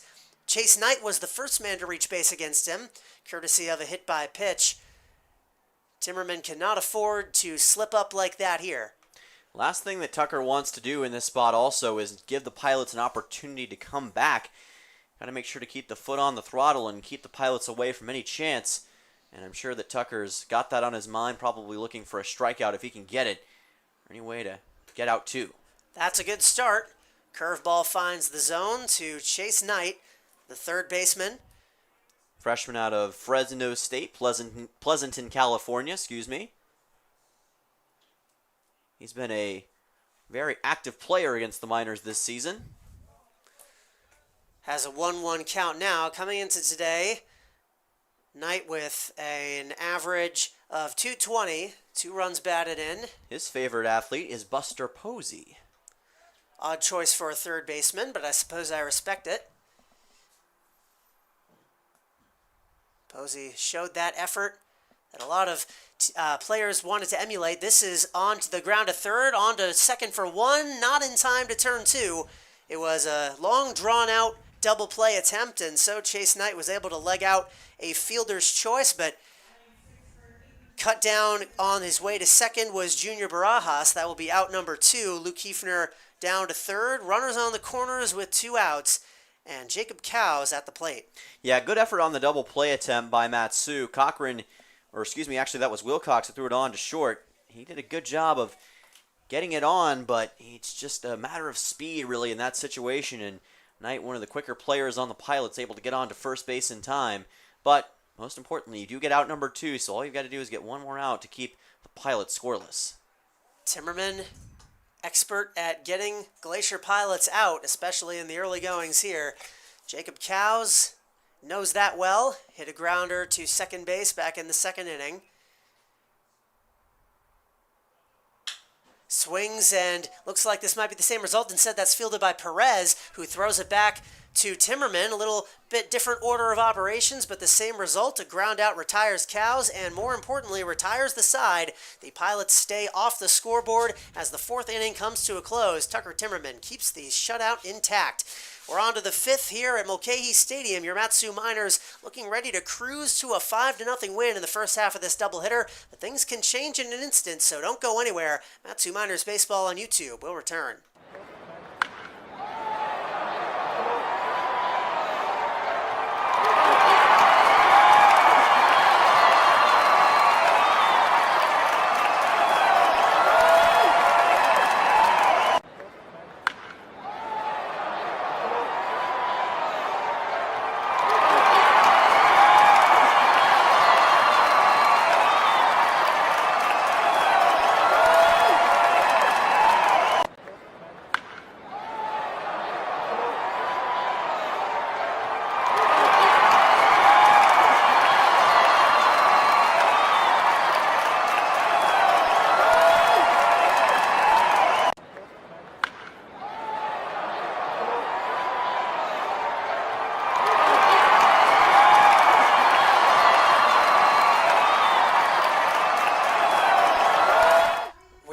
To the 5th inning. Mat-Su with 5 in the score column, now 5 in the inning column, as they seek to close out this opening win of this doubleheader in their penultimate regular season road game. Thank you so much to all 63 of you who are along for the ride. Charlie Fellows, Dylan Simmons, as always, on the call. We hope you'll stick around for game number 2, as the stream will be up for that after the conclusion of this one. Tom Patrizi, Kellen Strohmeyer, Ryan Cochran, the 3 due up against Jake Dodge. And if there was any worry of Mat-Su being rusty, that is going away. Is past the diving glove of the shortstop Hefner into left center field, so a leadoff single for Dom Patrizi. He has his first hit of the day. And another leadoff hit for the Miners, their 3rd of the game. They're right back to where they started against Dodge. As I was saying, they are not showing any signs of rust at all in this game. It looks just as good as it did back on Monday against the Chinooks. This is as dominant as Mat-Su has played in a good bit, and they are showing their stuff today. Kellen Strohmeyer now, who has had a productive day, hit a sac bunt back in the 2nd that, with the benefit of hindsight, likely did not end up mattering that much, but in the moment was very important, advancing the runners into scoring position. Also drew a walk in the 3rd, though nothing came of that. Now looking for a chance to really make a difference. Has a 2-0 count from Jake Dodge, a runner on first, none out in the 5th inning. He's got the 2nd best on-base percentage on the team now at .368, just behind the red-hot Chase Wilcox. We talked about Strohmeyer's improvement, and it's not just been with the eye test, it's been in the stat sheet as well. His productivity coming into full display for everyone. Might be on the verge of getting that mark up another tick, because a 3-0 pitch is on its way. Dodge, swing and a miss on a pitch right through the zone. Strohmeyer full steam ahead at 3-0. That really shows you the confidence he has. And now it'll be a hitter's count. Dodge, and another wave at and miss. So he's fought back to bring the count full. Yeah, Strohmeyer being pretty aggressive on those breaking balls towards the outside part of the plate. Swung and missed at 2 of them. Dodge also has mixed in that fastball. We'll see what he goes for after he throws on to first base. Lefty hoping to keep Dom Patrizi in check. Patrizi drew a walk in the 2nd, later came around to score. The 2nd time he's led off an inning with a reaching base today, and this time it looks as though he will not stay there. Tries to steal 2nd, but Jake Dodge caught him in the act. A 1-3-4 putout on the caught stealing, and, well, actually, now it looks like they're going to say the throw did not come in time, or the throw got away from the second baseman, because Patrizi is staying on the bag. Now we've got head coach Ty LeBrun of the Miners coming out to talk with the umpires, clarifying the ruling of that. It appears that the ball got away from the second baseman Sanders. We couldn't really make that out from up here, but Patrizi with a successful stolen base. And I don't think that head coach Tyler Brun's going to argue that point for too long. That benefits his team. Now he's going for third. Payoff pitch is ball 4, and again that pitch gets away, this time from the third baseman Knight. So Strohmeyer is aboard with a walk, and it will be runners in the corners with nobody out. If either of those pitches had been fielded well by the infielders for the Pilots, I think both of them might have been in time to get Patrizi out, but Dom, the speed forcing the fielders to make a bang-bang play, those are some nerves at work there, and they work on Dom's side there. He's now 90 feet away with his Lehigh teammate looking to bat him in. It's all about execution when it comes to stolen bases, and Matsu and Dom Patrizi doing it well. But like you mentioned, the Pilots have an opportunity, or had an opportunity, I should say, to get Patrizi out, and they just couldn't handle the baseball at second or third. So that is 2 times you could have had the guy out, and instead he advances all the way to third base, putting your team in an even more perilous spot. That's why you've got to make sure to execute and handle the baseball cleanly. Winota Cochran is in the zone. Mr. Smith in the chat says that the umpire called a balk on that first play, which would have had that same effect of giving Patrizi a free ride to first. Either way, now he's at third. Strohmeyer is at first. Ryan Cochran looking for his first hit of the day, taking a pitch just on the edge of the zone, 2-1. Cochran has struck out swinging and lined out to right on a diving play by Luke Stolga. That's now 2 straight games that Matsu has drawn a walk at Mulcahy Stadium. A balk, you should say. Yes, something. This one could potentially be just as important, although with a 5-0 lead. Did I say walk? You did. Oh, wow. Balk. Ended with ALK. Can be forgiven. The 3-1 is inside. That is another walk. The Miners have 6 hits in this game and have now drawn 7 free passes courtesy of bases on balls. They have loaded the bases with nobody out against Jake Dodge, and now have a chance, potentially, to get this game into the run rule threshold in a 7-inning doubleheader. We believe, we are not entirely positive how that works in a doubleheader leg, but logic would suggest that if you're up by 10 after the 5th, the run rule would kick in.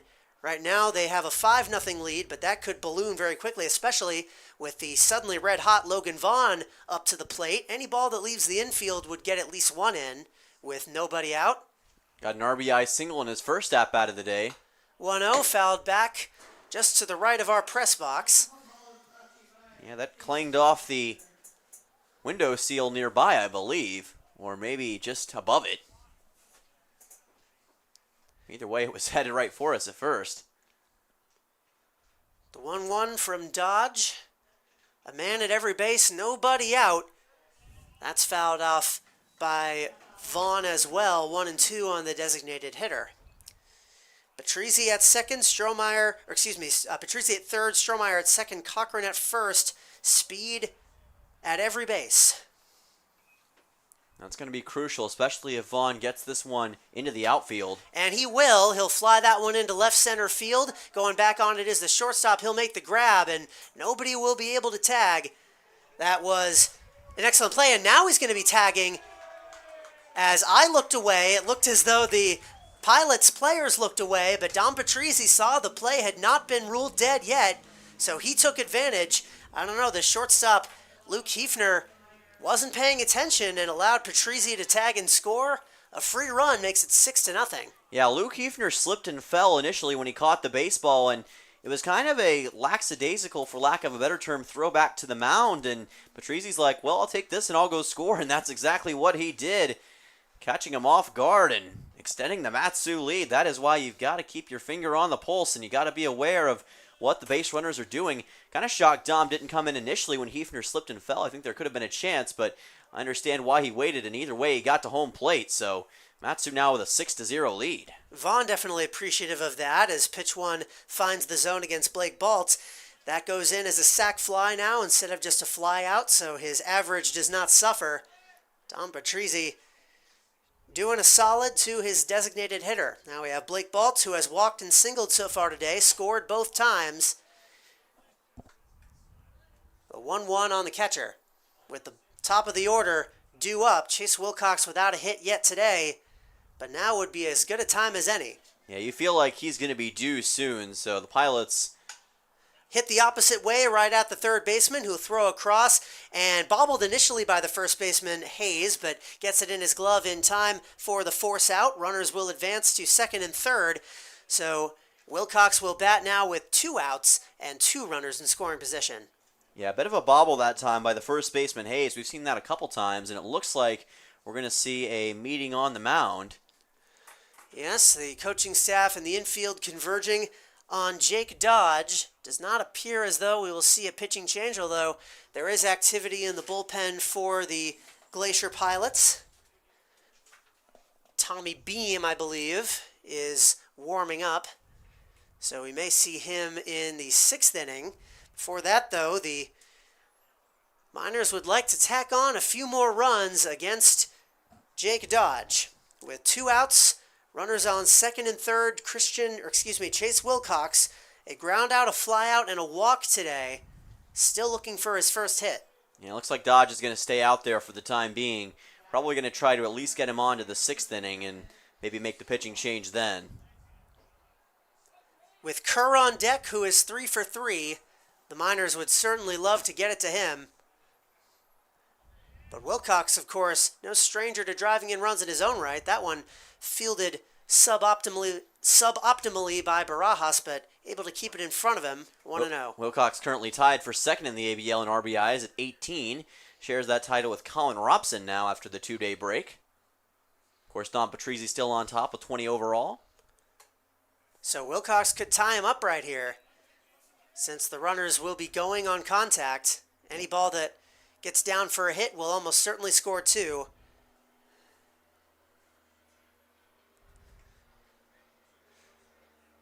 The 2-0. Swing and a miss. 2-1. Feels like Patrizzi I believe he has had that lead in the ABL with RBIs literally since opening day. Yeah, he got it in that first game and has not relinquished it since, so he could be seeing that here. He had 10 basically within the first 2 weeks of play as well. Ripped foul down the first base line. That really helped him to get that initial lead, and he hasn't looked back since. Adding to it here and there and just extending that gap. Now with 20 RBIs on the season. And he's added a walk today. He hasn't added any RBIs yet, but with another game coming up after this, there's a chance that he could only extend that title. He has scored 2 runs today. The 2-2 just misses. This is the second time that Wilcox has faced a full count in this game. Forced a walk last time. One of 7 Miners that have coaxed a walk so far today. They have more walks than hits. The payoff pitch. That's in the air to left. Going back on it is Coase, and he will make the grab for out number 3. The Miners load the bases with nobody out. They do get 1 run out of it, but they strand 2 more in scoring position on a fly out by Chase Wilcox. That will do it for the top of the 5th. Bottom of the 5th coming right up as we'll see more Tucker Timmerman action. You're watching Matsu Miners Baseball here on YouTube.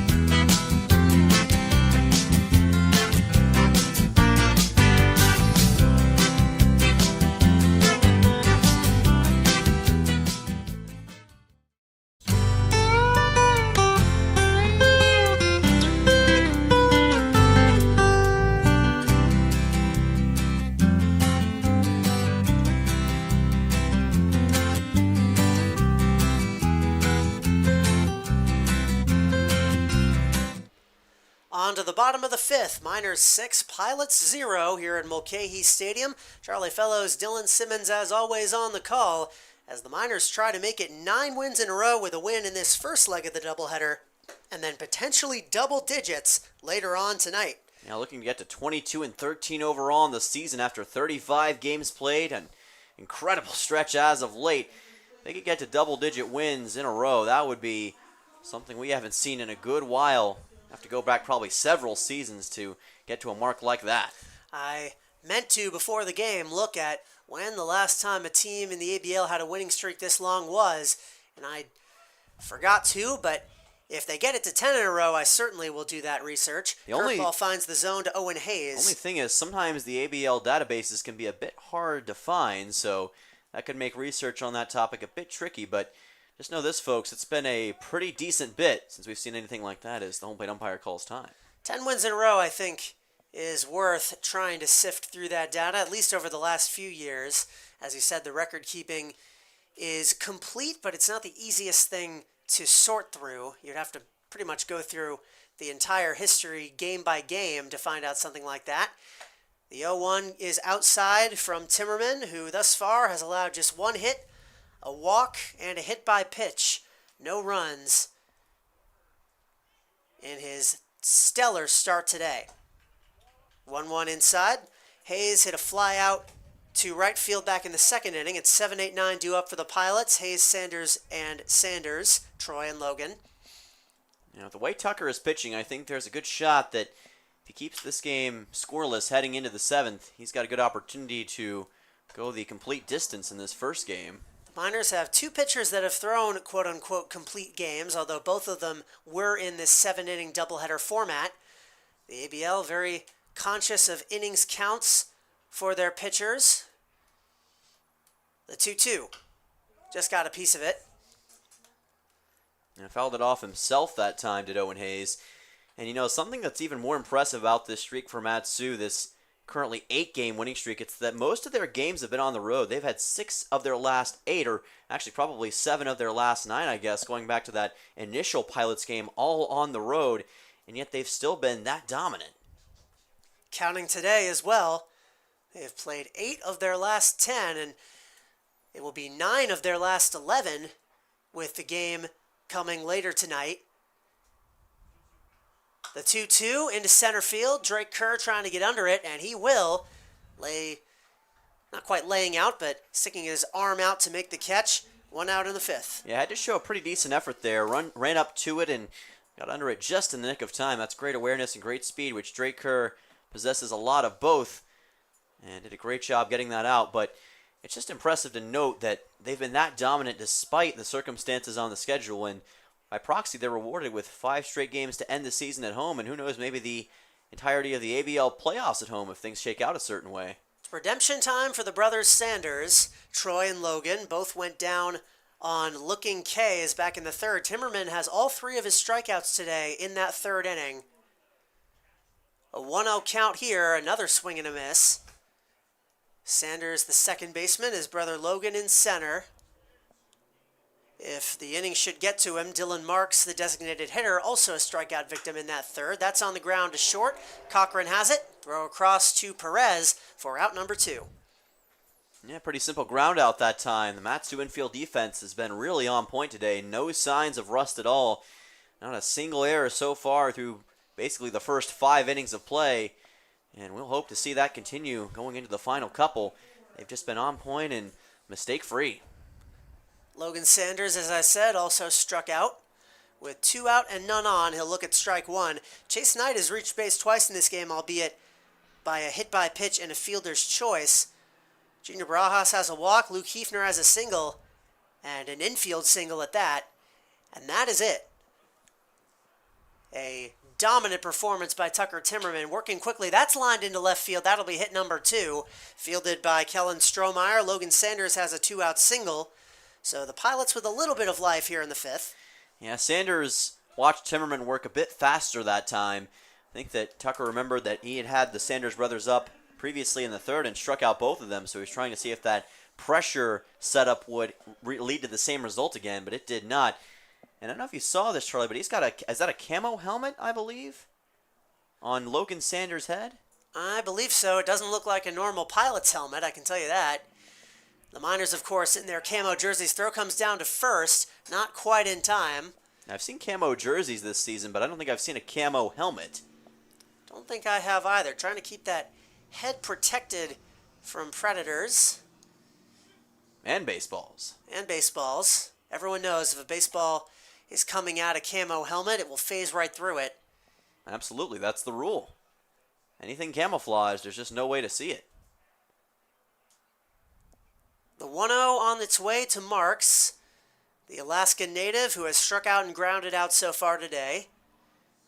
Both against Timmerman. Runner goes. That is bunted foul. Not quite bunted, but got a very strange bit of contact. And he was visibly frustrated with himself, was Marks. If he hadn't made contact with that, that likely would have gone to the backstop and given his teammate a ride to second, but Timmerman catches a break. The 1-1 from the Nebraska Cornhusker. Runner goes again. This time Baltz will get to throw down, and it will be in time. Out number 3, Blake Baltz throws out Logan Sanders trying to steal, and Matsu has another 1-2-3 frame. Tucker Timmerman and the defense absolutely dominating, and the Miners conserve their 6-0 shutout advantage. It'll be Dylan the rest of the way. You're watching Matsu Miners Baseball here on YouTube.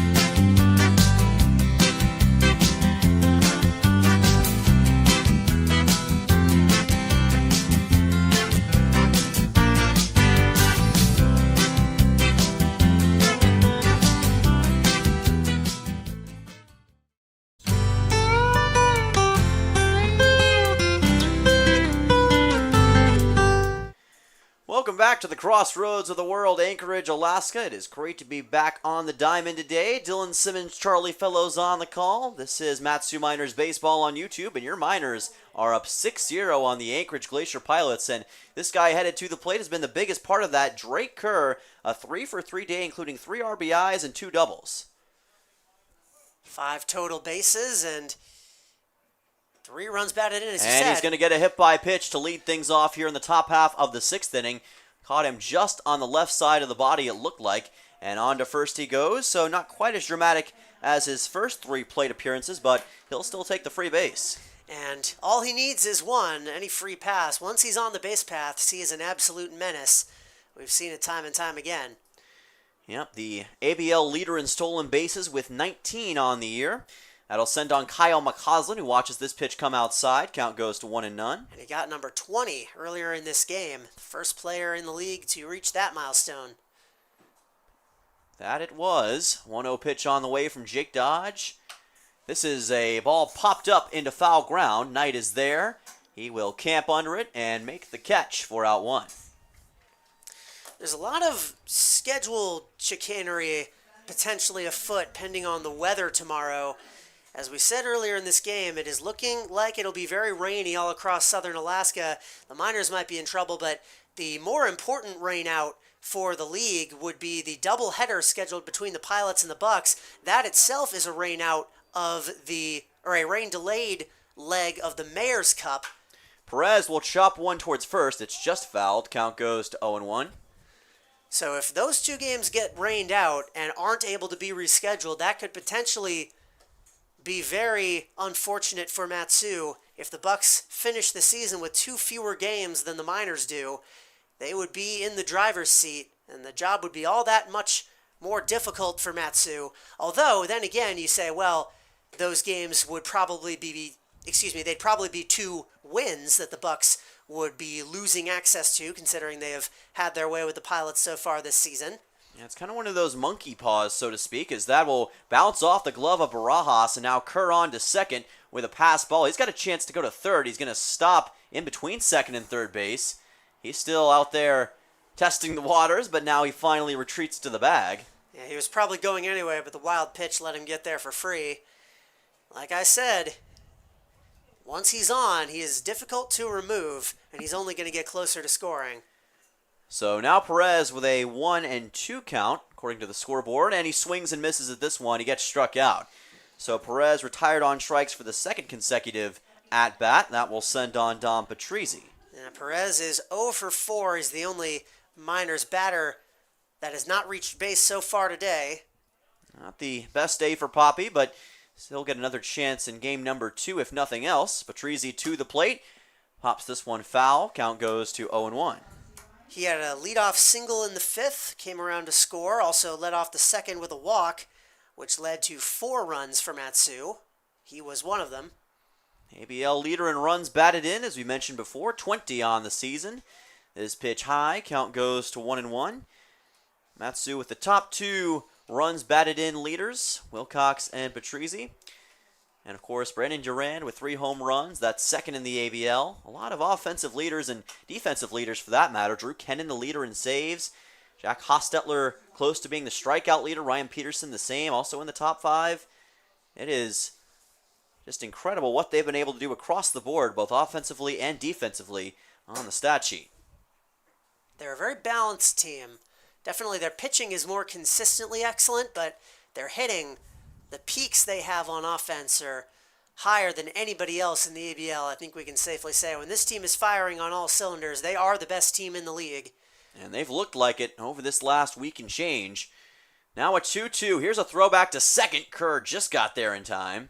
He saw the second baseman Sanders, Troy Sanders, trying to see if he could do anything with Kerr. Yeah, but sort of gave away his intentions there with how frantically he ran in to cover second. Kerr immediately wise to the fact that he was going to be the recipient of a pickoff attempt, which kind of defeats the whole purpose. That pitch comes in low and inside for ball 3. Dom Patrizzi has already forced 1 walk in this game, his first time up, and he might be on the verge of forcing another one. That would be his 17th on the season. Payoff pitch, and that is going to be ball 4. Walk number 17 on the year, forced by Dom Patrizzi, number 1 on to first base. Matsu with 2 aboard with 2 outs. That is 8 walks now issued by the Pilots, pitchers 4 each by Hefner and Dodge. And that goes with just 6 hits.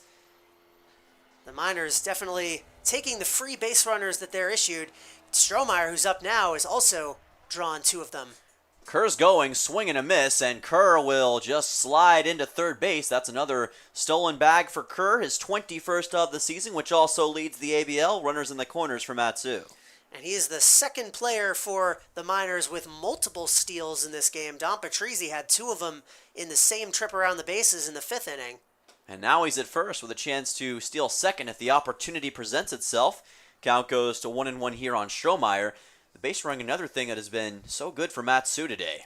Yeah, when you combine this team, one of the best base running teams in the ABL, and then you give them 8 walks and so many base runners to play with, this is the result.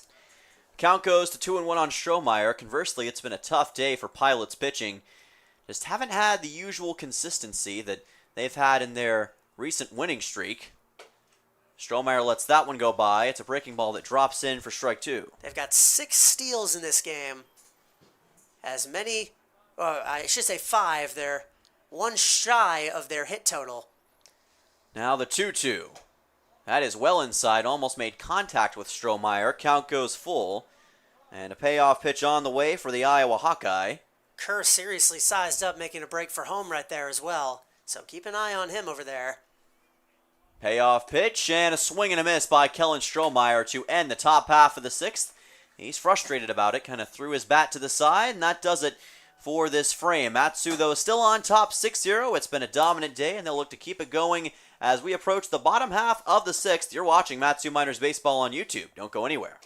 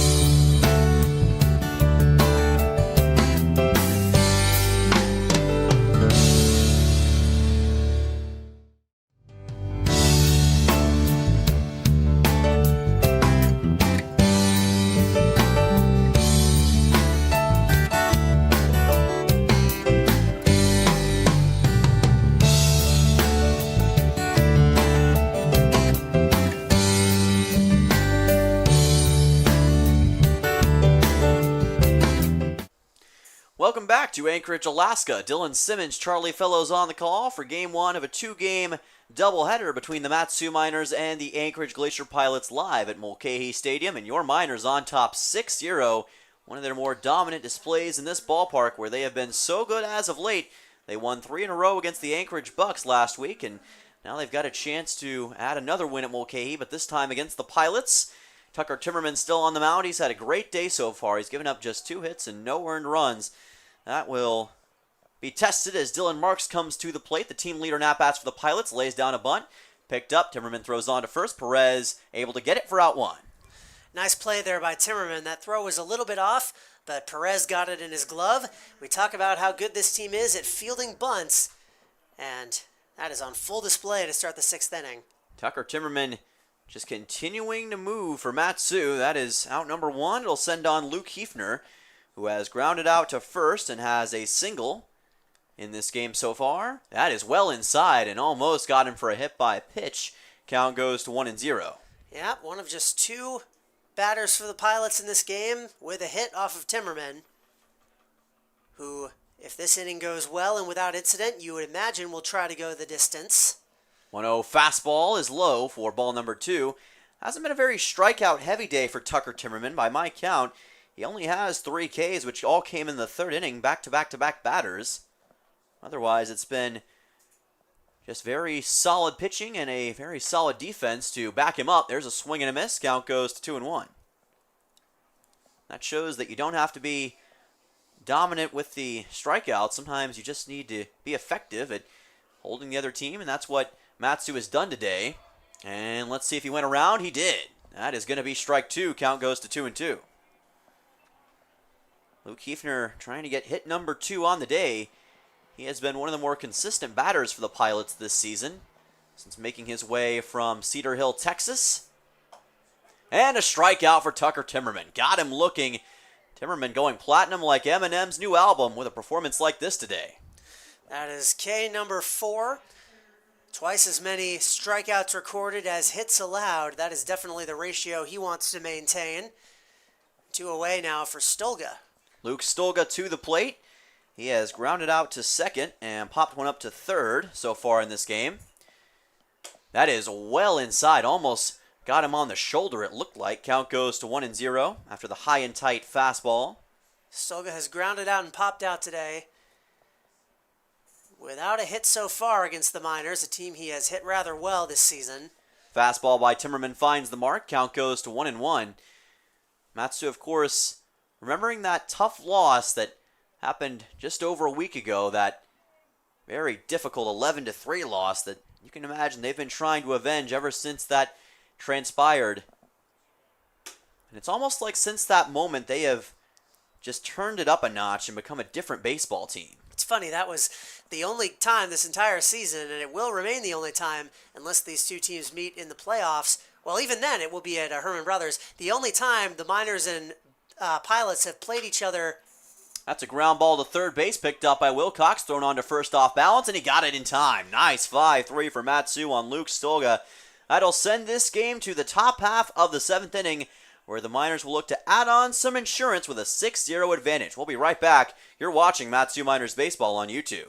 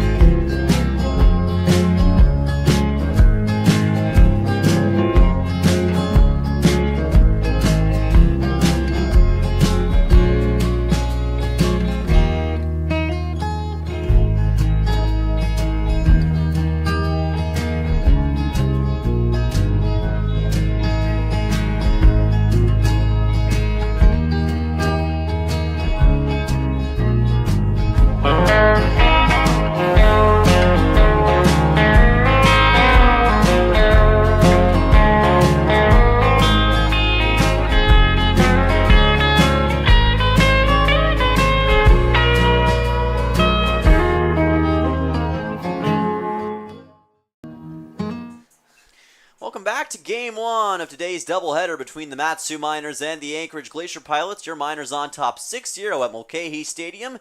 They are 3 outs away from victory, but first they're going to try to add on some insurance against Jake Dodge, still on the mound. Leading off for Mat-Su in this frame will be Ryan Cochran, followed by Logan Vaughn and Blake Baltz. 7, 8, 9. Fastball is going to be low for ball 1 here. I want to finish my anecdote so I don't sound like a moron. It was the only time the Miners and Pilots had played each other in a 9-inning game at Mulcahy was the last time the Miners lost a game, because the other 4 times, counting the game upcoming later tonight, have been part of doubleheaders.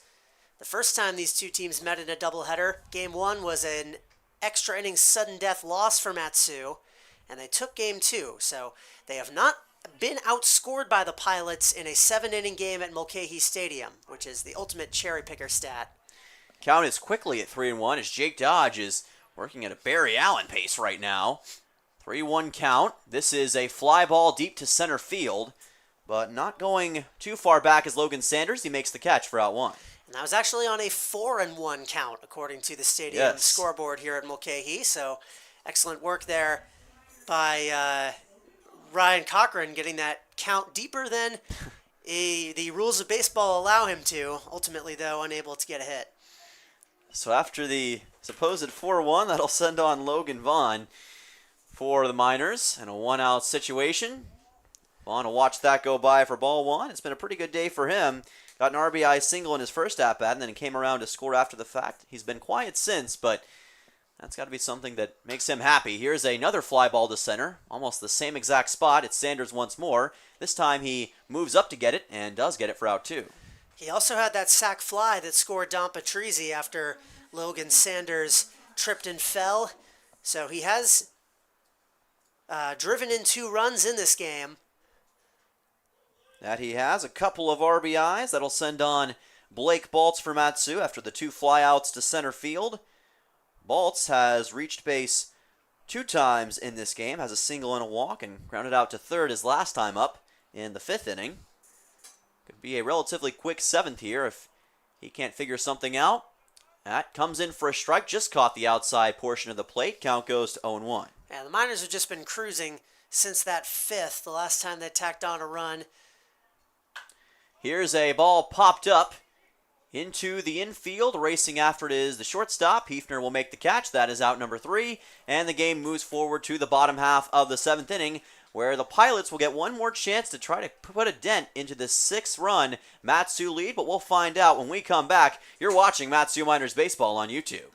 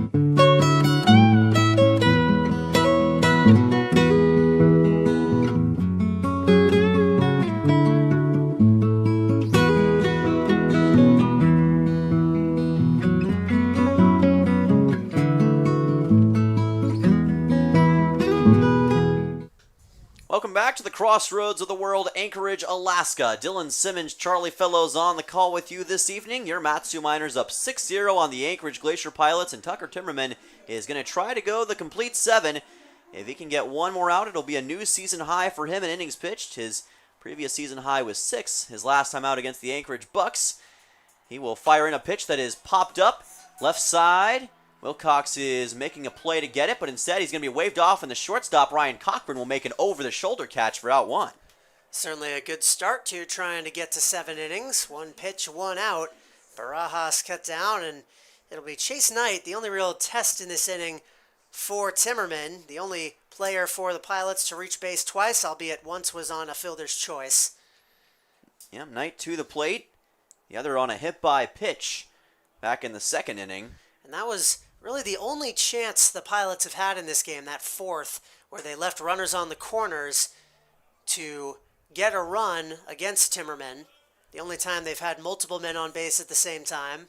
That was the lone time the door was open for the Pilots, and it really has not been open since. Ground ball to first. Perez makes a nice adjustment to get the baseball. That's out, too. He is an excellent defensive first baseman down there. Apologies. And he has been so far today, all season long. You rarely see him make an error. So Jacob Coes to the plate. We were calling him Cows for most of the season, but we were clarified that his name is actually Jacob Coes. Fastball by Timmerman is low for ball 1. Yep, when he first joined the Pilots, we were given bad info. And it appears the Pilots themselves didn't know that for a bit. That is going to be just fouled to the left of the third base line. Count goes to 1-1. So apologies for calling him Cows this season. He is in fact Jacob Coes, and bear with us if we slip up once or twice. When you get used to playing or saying a player's name for a lengthy period of time, it's hard to go back to what he should be called. I'm sure if you went back and listened to the start of our season, you'd hear Drew Keenan and... Oh, yes. 1-1 pitch, and this is another foul ball by Coes. Count goes to 1-2. I think it was Drew Keenan or Drew Kanan is what I was calling him initially. I think I said Kanan. Yeah, that was what I thought it was. That has been corrected since to Drew Kennan. ABL leader in saves, by the way. 1-2 fastball is just low for ball number 2. So the count will go to 2 balls and 2 strikes for Tucker Timmerman. Trying to end the game on a strikeout. Here's another fastball. This is a chopper right side, picked up by Patrizzi. He bobbles it, throws on to first, and he still got there in time anyway. And that will end the game. Your Matsu Miners with a dominant 6-0 shutout victory in game number 1 of today's doubleheader. They have now won 9 games in a row, and they move to 21-13 on the season. The ABL's hottest team is showing no signs of slowing down. Yep, the MVP of that game, of course, was Tucker Timmerman going the distance. A 7-inning complete game, just 2 hits, 4 strikeouts, a walk, a hit by pitch, and that is all for him. He has been the best pitcher overall for the Miners this season. His peaks haven't been quite as high as guys like Hostetler and Rocco Bernardina getting 12, 13 strikeouts in a start. Timmerman hasn't done that, but he went out there today and just shut the Pilots down, did his job, and gave the Miners a chance to cruise to another big win. If there was any worry about rust with this team after the 2-day break, they have quickly dispelled that myth. And now with a 6-0 victory, they will look to keep that going into the second game of today's doubleheader. That will be starting in approximately 30 to 45 minutes. We'll get all that set up for you. But in the meantime, that's going to do it for game number 1. So for Charlie Fellows and our entire incredible staff with the Matsu Miners, I'm Dylan Simmons. Stay tuned, folks. We'll be right back. And remember to have an electric night.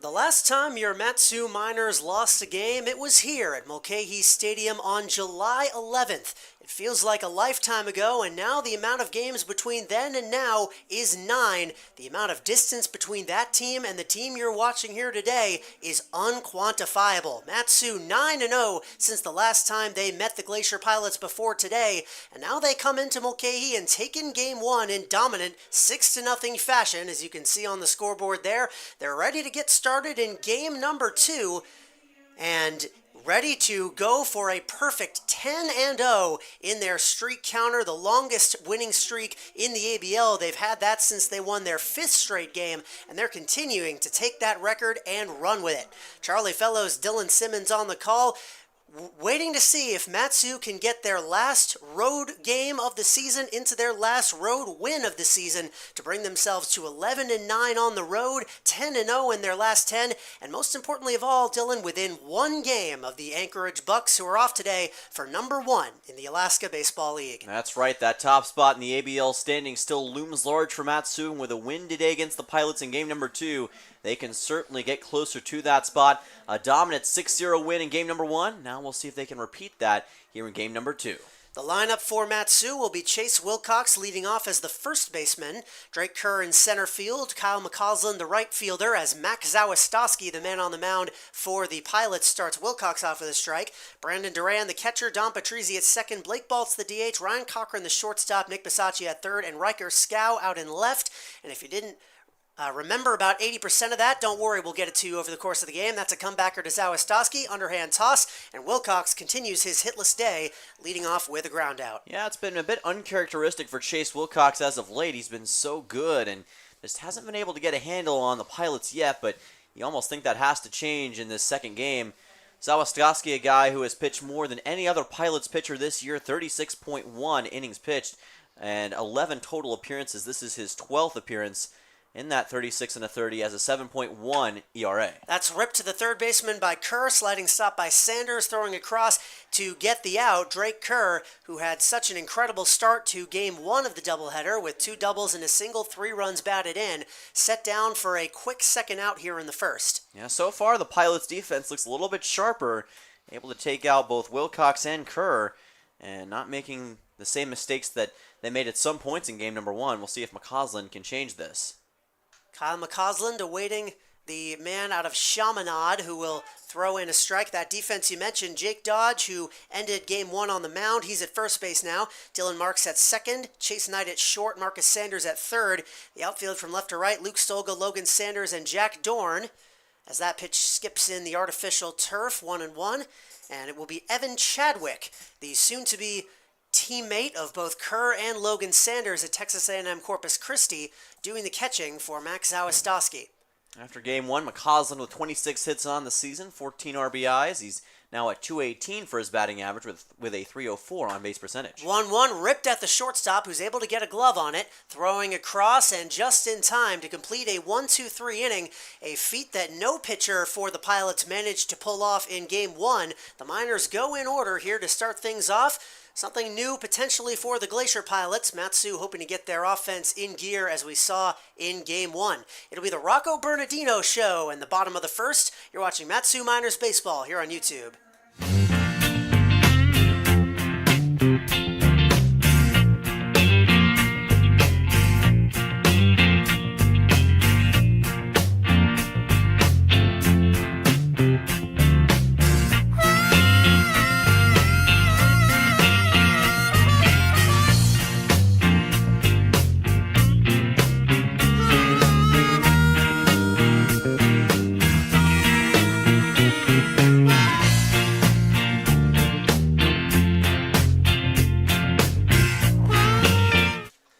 On to the bottom of the first after a quick opening frame. 0-0 the score between your Matsu Miners and the Anchorage Glacier Pilots, and this the final road game of the season, at least the regular season, for Matsu. The final 5 games of their season will all be played at Herman Brothers Field. It will be Rocco Bernardino on the bump, making his second start since he last appeared here at Mulcahy Stadium. That last start started with him allowing a home run on the very first pitch. So we're looking to see something good in the stead of that. He pitched well against the Chinooks last time out, and he will be facing off against the least dangerous in total lineup in the ABL.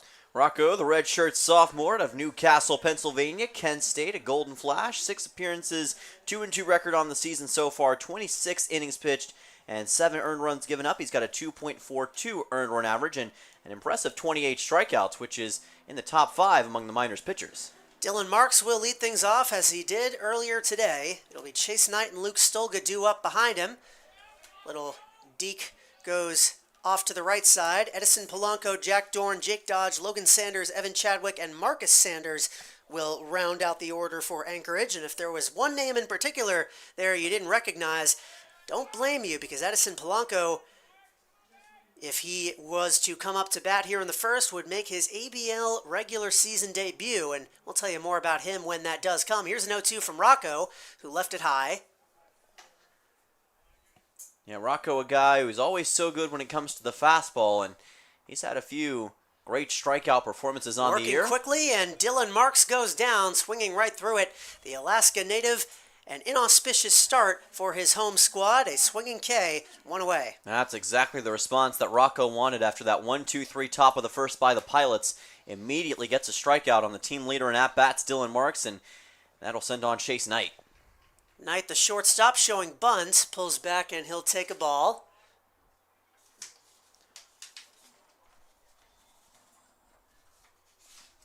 Knight with 84 at-bats on the year entering this game.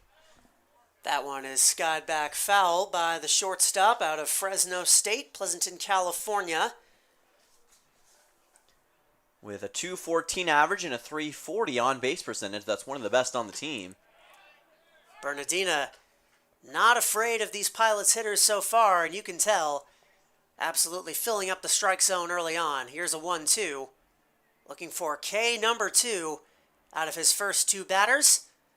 Won't get it right there.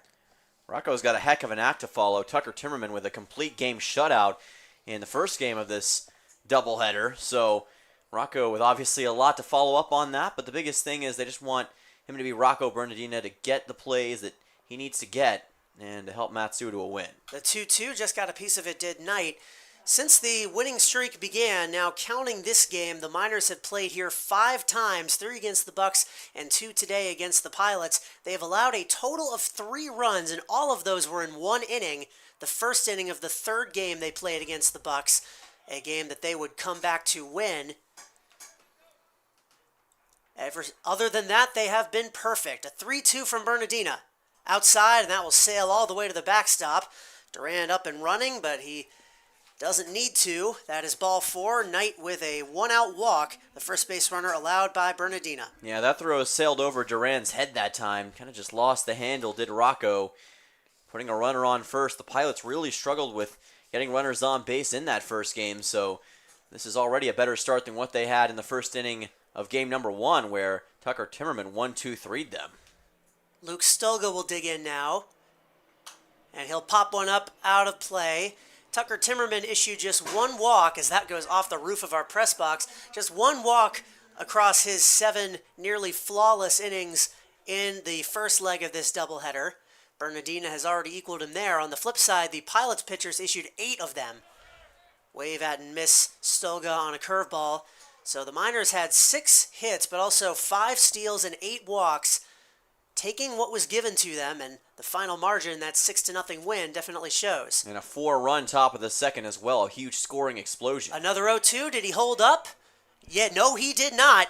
Luke Stolga goes down, the second swinging K in 3 batters for Bernardina. Got him to chase on something low that time. Great work by Rocco on that breaking ball, and like you mentioned, that was a low pitch that Stolga thought he could get a handle on. He could not.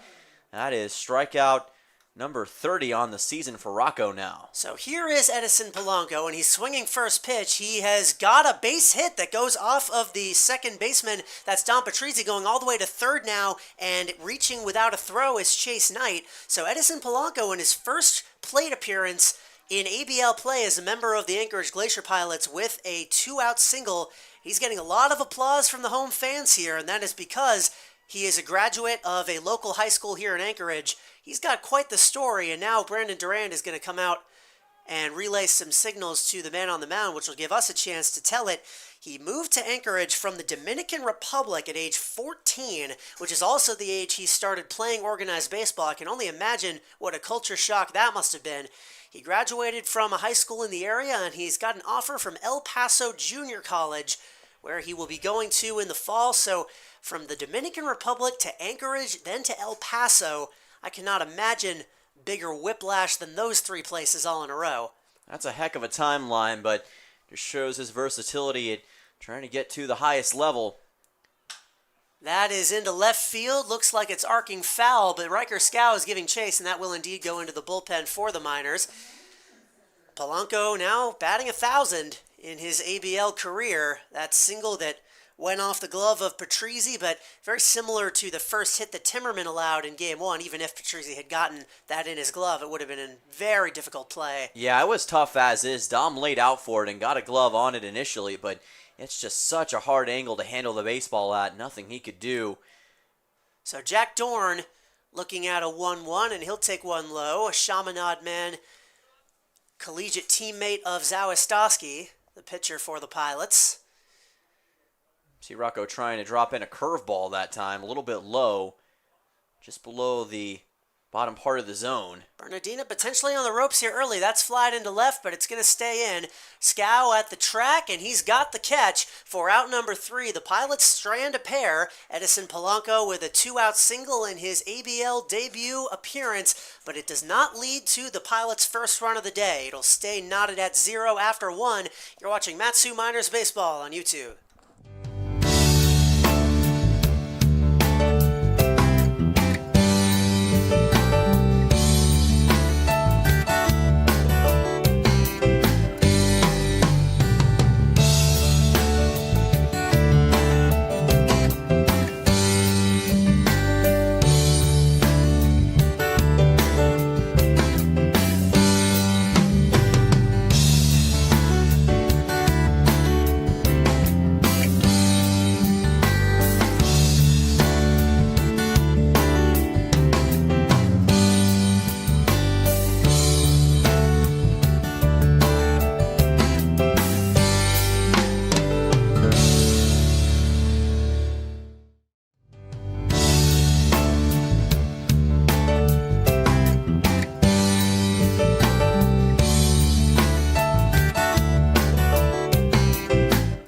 The second at Mulcahy Stadium in the crossroads of the world.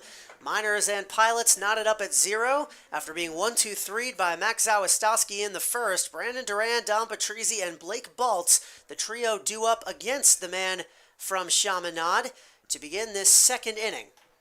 Here comes the team leader in home runs for Mat-Su. Brandon Durand already 3 on the season. And he'll tag that one deep, but not deep enough into shallow right field. A number of fielders giving chase, and it'll be the right fielder Dorn to make the catch for out number 1. As you said, 3 home runs on the season, 1 shy of the ABL lead is Durand. He had 2 of them in one game against the Chinooks about a month ago, and then hit a game-tying home run against the Peninsula Oilers during this streak that led to Chase Wilcox hitting his second walk-off game winner. The Miners went into the bottom of the 9th of that game down by 1. It is definitely their most impressive win of the season. That is into right field. That is going to drop down for a base hit. Dom Patrizzi continues his excellent day with the bat with another single. The first base runner for Mat-Su. Yeah, great work on that line drive to right. Just dropped down to the left of the right field line that time. Able to get to first base on the single, and that's what Dom Patrizzi can provide for your baseball team. He's got that explosive factor. That's hit number 29 on the season, and that is what Mat-Su needed to see here early on. Well, here with 2 outs, we have, what did we decide we were calling him? I said initially the Energizer. Maybe you've got the Energizer, the Spark Plug, perhaps. Spark Plug, I maybe. think we already have one electricity-related nickname, so I don't know if we can get away with doing 2, especially if they're both catchers. In any event, though, Blake Baltz will watch Patrizzi take off for second. The throw comes in from Chadwick, and that is not going to be in time. The throw was not able to beat Patrizi's tag, and he has his third stolen base of the day across the 2 games. Yeah, that was a close one that time. Patrizi just got there as that ball was skipping into the turf. Just made it in the nick of time, but able to get the stolen base, and once again, he's in scoring position, and with his speed, look out. Baltz, the DH, always known for starting rallies. Rip one down the first base line and do it again. Blake Baltz has got a hit, rounding third and scoring with ease is Patrizi. Now Baltz is going for second. He'll beat the throw. The fielder having trouble finding the ball, so now Blake Baltz is going to try for third. The throw got away from the third baseman. Blake Baltz with a 2-out RBI triple. The catcher drives in the first run of the game, and if that isn't electric, I don't know what is. That was certainly electric. What a play by Blake Baltz. Drove it into right, just stayed within the line at first base, and you saw the first baseman Dodge kind of look at it like, what in the world? And that ball went so far towards the right field corner that it took forever for them to do anything about it. Not only Patrizi scoring, but Baltz getting all the way to third base, and I don't know if you caught it, but after the fact, he kind of just shrugged his shoulders like, well, I'll take it, and I'm sure he'll take that every time. That is a catcher, the only player on the Matsu Miners without a stolen base to his name, legging out a triple. It wasn't like a throwing error assisted triple, although the throw got there right as he did. The third baseman wasn't able to handle it. I think he would have been safe regardless. That's off the end of the bat by Ryan Cochran, foul. A quick 1-1 count on him trying to drive Baltz home. That's 2 straight hits, by the way, into right field just within the right field line. So something about that spot is really helping the Miners against Max Zawastoski as the infield plays up here. Miners with 1 out here in the second. That pitch is inside to Cochran, the shortstop, trying to drive Baltz home. As I said, no stolen bases, but that should not confuse you into thinking that he's not quick. He is deceptively fast, legging out, scoring from second on a single, or, of course, doing something like that. You can't hit just a raw triple without having a little bit of speed, and Blake Baltz absolutely delivered there. A 3-1 count coming from Zawastoski, who is in a bit of trouble after a clean first inning. And that is spoiled by Cochran to bring the count full. Yeah, it looked so promising initially for the Pilots. A 1-2-3 inning against Wilcox, Kerr, and McCausland, arguably the 3 most consistent hitters on the season. But then it was 1 Dom Patrizi single and 1 Blake Baltz RBI triple later, and here we are. The 3-1. Popped him up. That was actually a 3-2. That's going to be in foul territory. The first baseman giving chase right on the edge, and he made the catch. Tagging and scoring now is Baltz, and he will get in. Listen to the reaction. Nice little dance and delight from the Matsu Miners bullpen and their dugout as well. Blake Baltz tagging and scoring on what was essentially an infield pop-up. The first baseman, Jake Dodge, only had to leave his station a little bit, but just a little bit of relaxedness by the fielder for Anchorage was enough for Blake Baltz to take advantage. The speed showing itself again. Cochran with an RBI and doubling Miners' lead. What an odd sequence of events that was. Baltz scores on a popped-up ball into foul ground and comes home. And how about that reaction from the dugout? Sorry to step on your toes there, partner, on that call, but I was just so flabbergasted by the reaction of the dugout after that. That was great to see, and I love what Blake Baltz has done to start off this game. We talked about him being an energizer, and he absolutely has been early on. Bisaccia with a 1-1. It's interesting. Obviously, this probably didn't pop into Jake Dodge's mind in the moment, but I wonder if it would have been better for him to just let that drop and continue the at-bat, because as soon as he caught it, it caused the ball to essentially be in play, and if you don't catch that, of course, Baltz doesn't have a chance to run because the play is immediately dead. Kind of inadvertently gave him a chance to score where he might not have otherwise had one. The ultra-rare foul pop-out that is a sac fly. A 1-2 pitch just nicked the corner of the zone there to Nick Bisaccia, and that will be out number 3. Bisaccia with some words for the umpire, but he will head back to the dugout with the side retired, but the Miners take a 2-0 lead thanks to a Blake Baltz RBI triple, and then some more hustle to get him the rest of the way home. He completely turned that inning from potentially nothing into 2 runs on the side of Matsu. How many times have we seen him manufacture a rally like that? We've got more Matsu Miners action in the bottom of the second coming right up. Don't go anywhere.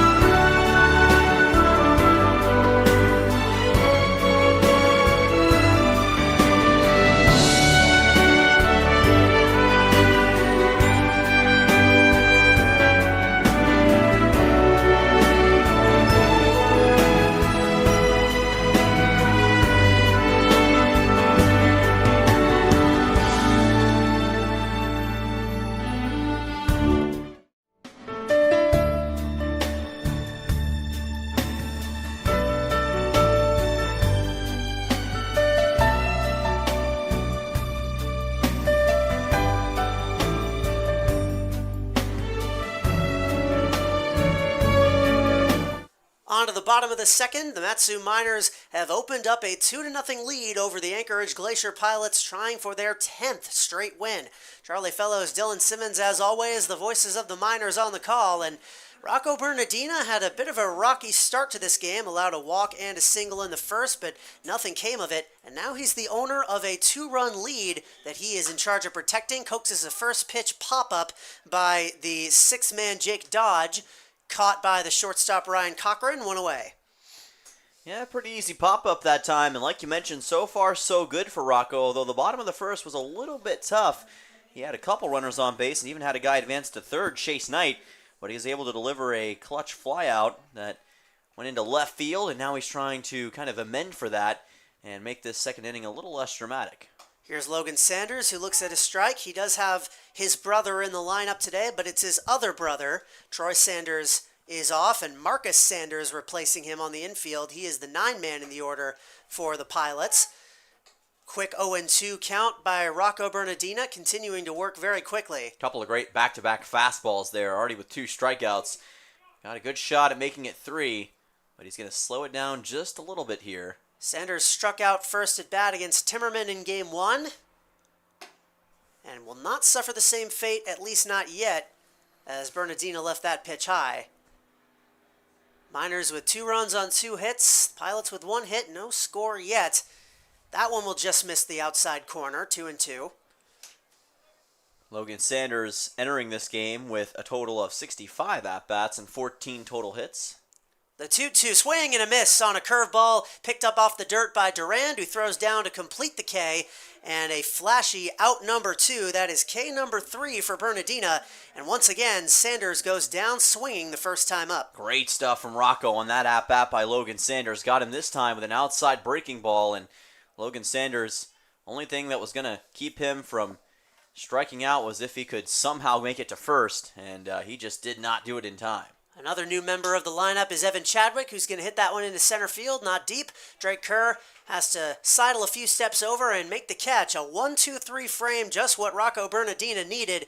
And the the momentum now squarely in favor of Mat-Su on both sides of the ball. It'll be Dylan through the middle 3 innings as the Mat-Su Miners try to keep their streak alive. You're watching Mat-Su Miners Baseball here on YouTube.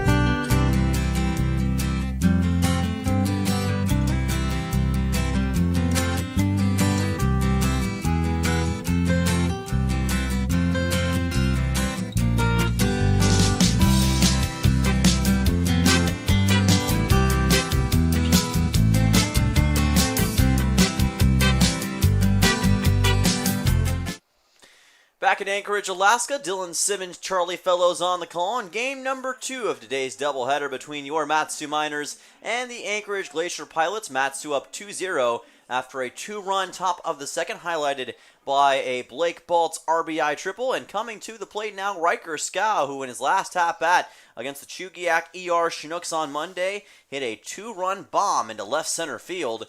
Now we'll see what he can do against Max Sawastoski as the count goes to 1-0 here. Yeah, that was, I think, one of the more unlikely home runs we've seen all season long, and that's, of course, not a dig on Riker Scow, but he came into the day with just 2 extra base hits, batting .119. He was a pinch hitter. He didn't even start that game, but he came in relief of Drake Kerr, and the first pitch he saw, he hit over that deep left field fence down in Chugiak. Just an absolute blast that put the Miners over the run rule threshold. Facing a 2-0 count now. Watches that pitch come inside, and already that's ball number 3.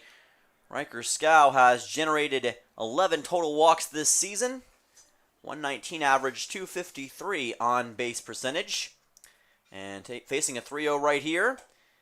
That just finds the zone. Count goes to 3-1 on a off-speed pitch by Zawistowski. Yeah, he definitely looked rocky in that second inning. Zawistowski a 7.18 ERA and 21 walks to 19 strikeouts this season. This ball is a bloop shot towards right that is going to be caught easily by the right fielder, and that will bring us to out 1. And through that first trip through the order, he wasn't terrible. He allowed just 2 hits, but of course one of them, that triple by Blake Baltz, he would score on a sacrifice fly, a bit of a defensive, I wouldn't say blunder, because I think you could definitely be forgiven for making that catch and taking the out and just forgetting that Baltz was at third, but in any event, he allowed both of those runs. Wilcox with a drive into right. This one is going to get down near the right field corner. Wilcox looking for second. This ball goes all the way towards the right side of the wall. Wilcox is on to third. Here's the throw. It is gonna make it in time. Wilcox out. That is out number 2. What a shot by Chase Wilcox. Got a double, but out at third. Yep, that was Chase Wilcox trying to manufacture something. You definitely can't fault him for trying that. You just saw Blake Baltz do it, but that was a much better throw by Jack Dorn coming in. The third baseman Sanders was able to corral it that time and just barely make the tag. Wilcox does get credit with the hit, but thrown out trying to stretch it. So an unfortunate turn of events for Matsu. Drake Kerr to the plate as the count goes to 1-0, and we almost had 2 triples in back-to-back innings in this game. Count goes to 1-0 for Kerr. That'd have been one of the craziest situations we've seen all season long. Kerr will pop one up. It's going to land somewhere over our press box. Might land right on us or in front of us, because that looked like a pretty high trajectory. But I think it landed behind us. They have not updated the scoreboard. The Miners now, of course, with 3 hits today, because Wilcox does get a double off of that. Count goes to 1-1. Of course, he will not be around to see the rest of this frame. Count goes to 1-2 as they managed to get it to third base in time, and Marcus Sanders was able to tag him out. It's one of those situations that you can't blame Wilcox for. I mean, obviously the opportunity was open, and I probably would have done the same thing. Of course, I'm not a baseball player, but I can definitely see the logic behind it. That pitch is low for ball 2. Drake Kerr had a ground out to third in the first inning, part of that 1-2-3 frame. 282 average on the season, 33 total hits and 15 RBIs, 378 on base percentage. That is now second on the team, behind Chase Wilcox's 446. The 2-2 is low and inside for ball 3. So Wilcox now facing a full count and a payoff pitch. He had a sensational game number 1, including 3 back-to-back hits and 3 total RBIs in the game. Now trying to get back on base again in game 2. Payoff pitch. Here is a liner into left center field. This one is going to get in the gap for a base hit. Kerr wants second. Matsu wants another extra base hit, and they are going to get it. Drake Kerr with a 2-out single into deep left center. That's the second double in a row hit by the Miners, and this time Drake Kerr will be able to stay there. A 2-out, 2-bagger. Just what the doctor ordered if Matsu wants to get another run. Drake Kerr, the raker, strikes again. That will send on Kyle McCausland. McCausland to the plate. Kerr at second base. So far, McCausland has popped one up, or rather grounded out to short. Miners with 3 total hits in this game. Zawistowski keeping an eye at second on Kerr. Here's a throw back to second, and Kerr able to just get back to the bag. Miners trying to move to 22-13 on the season and 10 consecutive victories. Miners already now with 3 extra base hits in this game as McCausland stands in the box. Lets this one come in low for ball 1. And McCausland, of course, knows more about extra base hits than anybody on the team. Although, I believe Chase Wilcox just tied him with that double. That he did. They now should both have 8. 1-0 pitch. Is there some music being played outside? And I assume you have a story on that?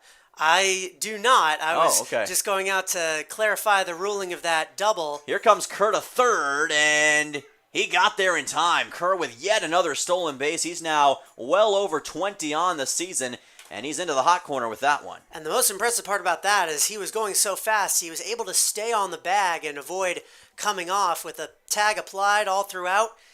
It was no problem for Kerr. I've been noticing the music, some very funky music playing behind us. I don't know. I thought at first that might be coming from the soccer practice that you can just barely make out off to the left side, but it sounds like it's coming from behind us or maybe even under us. So somebody is having a good time. Yeah, some sort of party somewhere. 3-0 pitch, and that one finds the top part of the zone. Count goes to 3-1 on Kyle McCausland. I was just trying to clarify that Chase Wilcox got a hit, and indeed he did, because that has been updated. Miners now with 4 total hits in the game. This one goes right over the glove of Zawistowski, and Kerr is going to score. RBI single for Kyle McCausland, and the Miners are showing their stuff once again. A 2-out RBI single. Miners on top 3-0. Didn't get an extra base hit, but he got the next best thing. As long as it drives in the run, that is all that matters. That's now 5 hits in the game for Mat-Su, just one shy of the mark they had in the first leg of this doubleheader, and we're only in the third. So now Brandon Duran comes to the plate. A home run would be a perfect exclamation point to this half inning. Here is a fly ball into deep right center field, but racing after it and making the catch easily will be Jack Dorn. That will send us to the bottom half of the third, but your Mat-Su Miners now on top 3-0. A Kyle McCausland RBI single and 3 total hits for the Miners in that frame, trying to win game number 10 in a row. We'll be right back to Anchorage. When we come back, you're watching Mat-Su Miners Baseball on YouTube. And you will continue to watch them through the middle of this inning because we'll do another standings check-in. For those of you who watched Game 1, this is old news, but for anyone who is just now able to tune in, wasn't able to watch Game number 1, this is the current state of affairs in the ABL. The Miners have been off for 2 days, and in the meantime, both of the teams they're jockeying with for position, the Bucks and the Oilers, have gone 2-0. The Bucks at 21-10, 2 games ahead of your Mat-Su Miners, who are 20-13, now 21-13, I suppose, after the conclusion of game number 1. So they are just one and a half games back of the Bucks, and they could shrink that to just 1 if the result here holds. The Oilers at 18-17, back above 500. They're 3 games off the pace for the 2 seed in their quest to host a playoff series, and actually technically 4 games off because Mat-Su does have the tiebreaker over them. The Pilots are 13-19 after they lost Game 1. They're 8 games off their roommates for the number 1 seed in the ABL, fighting for a playoff spot, but it looks like they're in pretty prime position to get one because the Chugiak Eagle River Chinooks went 0-2 while we were gone. They're down to 10-24, 12 and a half games back, and more importantly for them, 5 games back of the Pilots. I guess 4.5 games back now, but still a lot of ground for them to cover, and they are looking like their days may be numbered as far as making the playoffs in the ABL. Only the top 4 teams make it, and Chugiak had an excellent season, but lately they have lost a lot of games, had a 9-game losing streak at one point, and that has ultimately probably doomed them. This is a line drive towards left that is fouled as we come back to the action. Marcus Sanders at the plate. Count goes to 0-1. Sorry, folks, I forgot about the standings break. Got so caught up in the excitement of the Miners that I forgot we got to talk about the updated ABL standings, and Mat-Su certainly in a good position. This is a ground ball to third. Great play. Throw on to first is going to be in time for a 5-3 putout. What a job that time by Nick Bisaccia. 1 down. Bisaccia has been excellent defensively at third base. I feel like I say that after every good defensive play the Miners make, but it's because we make so many of them. Bisaccia in at third today after not playing in the first half of this doubleheader and immediately making one of the better putouts we've seen all day on the side of the Miners. A defensive gem by Nick Bisaccia. Dylan Marks to the plate now as we return to the top of the order for the Glacier Pilots. He struck out swinging his first time up, and he's going to keep that trend potentially going here as the count goes to 0-1 on a swinging strike. First trip through the order for Rocco, a walk, a single, 3 strikeouts, and no runs. About as good as you could have asked for. Fastball's high this time by Rocco. Count goes to 1-1. You know, I just realized something. I don't think we're hearing the radio feed in our headsets today. No, we are not. That is something, if you've been tuned in, I should say, for the duration of this season, every time we come to Mulcahy Stadium here in Anchorage, for whatever reason, our headsets pick up a local radio station, and we have classic rock playing in our ears while we're trying to broadcast a game. I would say objectively, I am relieved that that is not there anymore, but it's a little endearing whenever you hear "We Are the Champions" playing during a pivotal moment of the game. When you hear that, you know you're in Anchorage, Alaska. For whatever reason, there was sometimes radio feed. That pitch is inside for ball 4. So Rocco Bernardina sends Dylan Marks on to first base with a 5-pitch walk and 1 down. That's a second walk, and the first one went to this man, Chase Knight, who made it all the way around to third on that Edison Polanco single, but was not able to score. This is the first base runner the Pilots have had since that inning. And Rocco trying to make it end a similar way. And Rocco struggled just a little bit with the top of the order in the first inning. Allowed 2 runners on base like you were talking about and runners in the corners. But he has allowed just 1 hit today, and that was to Edison Polanco. Swing and a miss here. Count goes to 1-1. Tucker Timmerman was dominant in Game 1, and even he had an inning, I believe it was the 4th, when he allowed runners on the corners, but crucially nobody came around to score. That's all that matters. Now, very rarely is it going to be perfect the whole way through. Here's a throwback to first, not able to get Marks in time. The count is going to go to 2-1. So tough to make a pickoff there. That was probably realistically as close as Brandon Durand could have possibly come to making that play. Dylan Marks was way off the bag. I still think we're going to see one eventually at some point this season. We're going to have to keep waiting. Yeah, not a matter of if, but when. And it feels like it'll happen soon enough. That's a swing and a miss. Count goes to 2-2. Another great strike for Rocco Bernardina. Got that one towards the lower part of the zone. I also just realized, coming into Monday's game against the Chinooks, Drake Kerr, despite all the extra base hits and all the speed he has, had no doubles on the season. And a swing and a miss. That's going to be a strikeout. Sorry to interrupt you, partner, but Rocco Bernardina again showing no patience for stats as he's able to get a strikeout. That's out number 2. That will send on Luke Stolga. But you were talking about Drake Kerr's doubles, and I think I know where you're going with this. Way more important than what I was saying, way more relevant as Luke Stolga comes to the plate. I was just saying that since that day, he got a double, an RBI double against the Chinooks, and he had 2 in the first of this 2-game set. So he's now gotten 3 in his last 2 and change games after having 0 the entire rest of the way. That is progression to the mean, as I call it. He's gotten a hit in just about every way you can this season. He can bunt it, he can single it, he can double it, he can triple it. He just doesn't have a home run yet. Feels like that's going to be happening sooner or later. Despite his objection, I told him, at some point you're going to hit a home run, man. And he said, I don't know about that one. It's probably not going to happen. That's not my thing. He didn't hit any with Corpus Christi this past season, but I wouldn't be shocked if somewhere down the line he might hit one out of the park for the Miners. That pitch is low for ball 1. If you make enough contact, you definitely increase your chances of doing that. And he had a pretty deep drive into left center field earlier on in this game, or rather earlier on in this day, in game 1 of the doubleheader. So I wouldn't be shocked if he managed to do that again. I think we get a home run. I think it's an inside the park home run, though. I think that's his best chance of getting one. That is a possibility, as that pitch is inside for ball number 2. Seems like he is the perfect person for that to happen to. All you need is one little misplay by the defender, not bad enough to be called an error, and the speed that he has is definitely the formula for something as rare as that. If anybody in the ABL could do it, it would be him. As that ball was fouled back by Stolga, count goes to 2-2. Struck out swinging to Bernardina in his first at-bat. This would be an ending inning, K, if he could get it. The 2-2 fastball, and that's going to be a swing and a miss. He did get the inning-ending strikeout. Rocco Bernardina rocking the Pilots like a hurricane in the bottom half of the 3rd inning. That will keep the score at 3-0 Mat-Su on top of the Anchorage Glacier Pilots, 4 innings away from win number 10 in a row. We'll be right back for the top of the 4th. You're watching Mat-Su Miners Baseball on YouTube.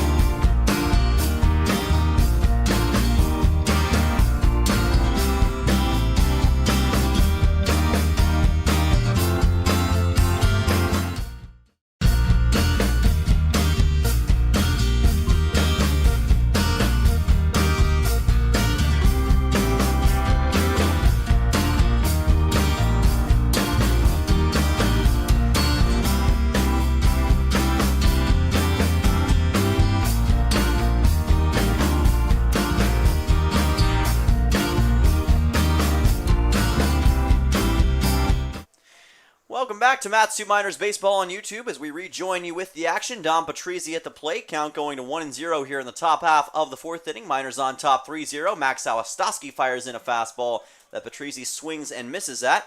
Count goes to 1-1 for the second baseman. Patrizzi had a one-out single in the second that led to the Blake Baltz triple. And just confirming a hypothesis we had. Thank you to Matt Pilewski in the YouTube chat for bringing this to our attention. What was meant to be just an innocent joke of a pun, Rocco, rock you like a hurricane. Newcastle High School, of which Rocco Bernardina is an alma mater, are the Hurricanes.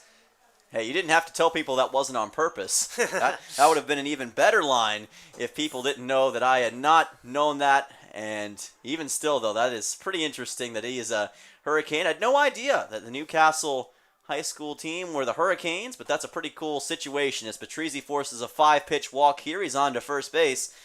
It's always interesting when things work out like that, and things have certainly been working out for Matsu in this game and really this whole day so far as Patrizzi forces yet another walk on the season. That should be number 18 for him.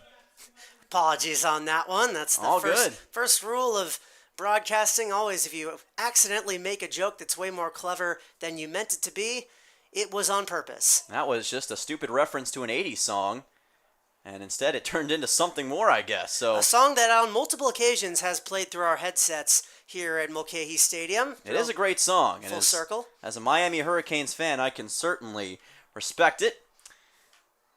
As we'll see Patrizzi try to go on to second. This is fouled back by Baltz, so Patrizzi will have to make his way back towards the first base bag. Count goes to 0-1, and Blake Baltz had a great first trip to the plate. He had an RBI triple in the second inning, and now trying to add to that resume with a solid shot here. Miners now with 5 total hits in this game to the Pilots 1, and that kind of tells the story about the offensive productivity. 11 combined runs in these first 2 games, and we're far from over here in game number 2. Throw back to first, or check it, that'd actually be 9 combined runs. I was looking at the hit total. But even still, that's a pretty impressive mark in 2 7-inning games, and we're only in the 4th inning in game 2. Patrizzi facing the 0-1. Awastoski trying to show some patience. This one is high for ball 1. With a man on first once again, Baltz in the exact same position, just one less out than he was in that second inning when he had that triple down the right field line. The foul zones at this park are very cavernous. Showing bunt, lays one down through the first base line. Here's a bobble throw on to first. Is over the head of the first baseman. Now all the way on to third is Patrizzi. He will stop at the third base bag. That throw was kind of just sloppy to the first baseman, Jake Dodge. There was a bit of a bobble by Awastoski, who looks at his catcher and says, "My bad," and that was a weird turn of events. They're going to give him an error on that. I wonder if Blake Baltz might have beaten that out anyway. It would have been very close, but he reaches on the error. At the very least, he gets to second on the error for sure, as that throw from Awastoski to Dodge, as you said, was very offline. But those were pretty much the 2 opposite plate appearances you could have seen, a triple and then a bunt, but both of them involve a lot of speed, and both of them end up with Baltz in scoring position, so who are we to complain? Now 2 runners in scoring position, and the infield playing up for the Pilots as Ryan Cochran makes his way to the plate, one of the better defensive shortstops in the league. Count goes to 1-0 here, and Cochran had an RBI pop-up his first time through the order. Yeah, that sacrifice fly into foul territory that resulted in Baltz tagging and scoring. He'll foul this one back. Count goes to 1-1 for the Lehigh Mountain Hawk. And he's got his teammate Dom Patrizzi in the hot corner right now. He can send him home with a shot into the outfield. Miners with a chance to take a 5-0 lead with a solid swing into the gap.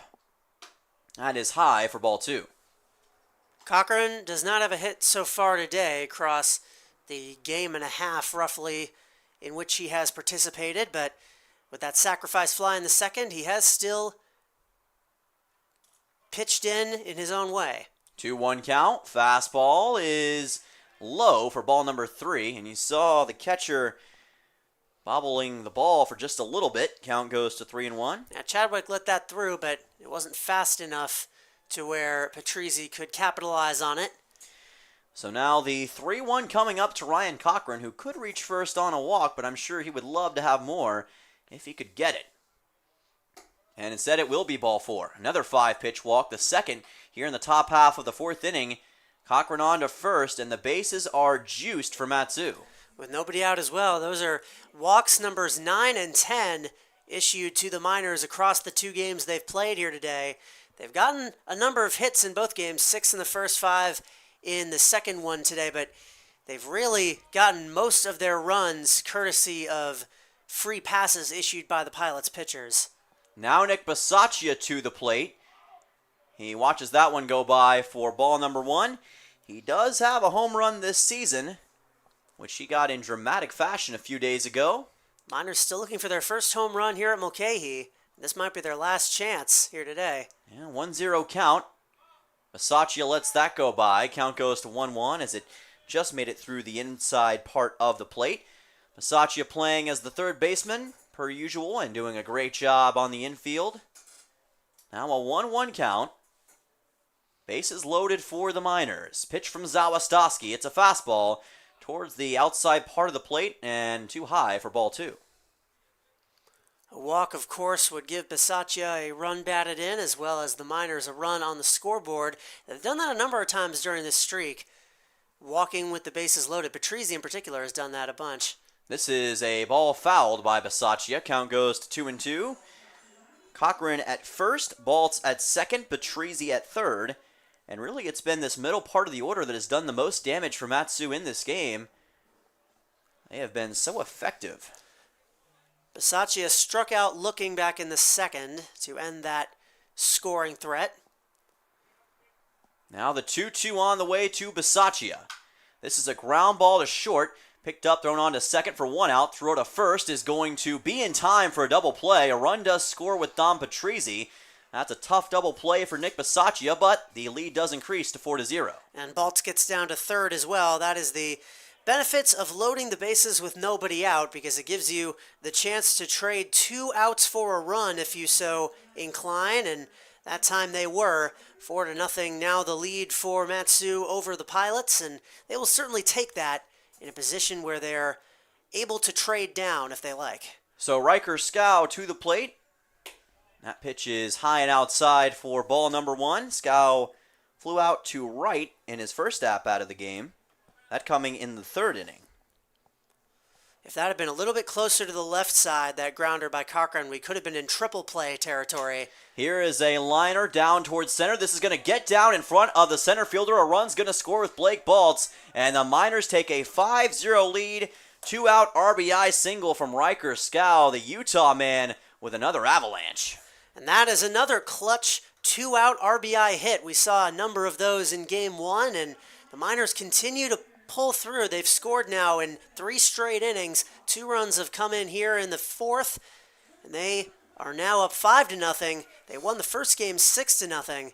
Still have not allowed a run today. Chase Wilcox to the plate, and here goes Scow. He wants second, and the ball's going to get away from the catcher, Chadwick, and he thought he had the ball, I believe, for a second, or he was in throwing position, and Scow able to take second base as a result. Yeah, I wonder if they'll give him a stolen base or not. I think he probably would have been in there regardless, but the throw got away from Chadwick, or the ball, I should say, got away from him, so no throw possible. Count goes to 1-0. That was very odd, the way he stood.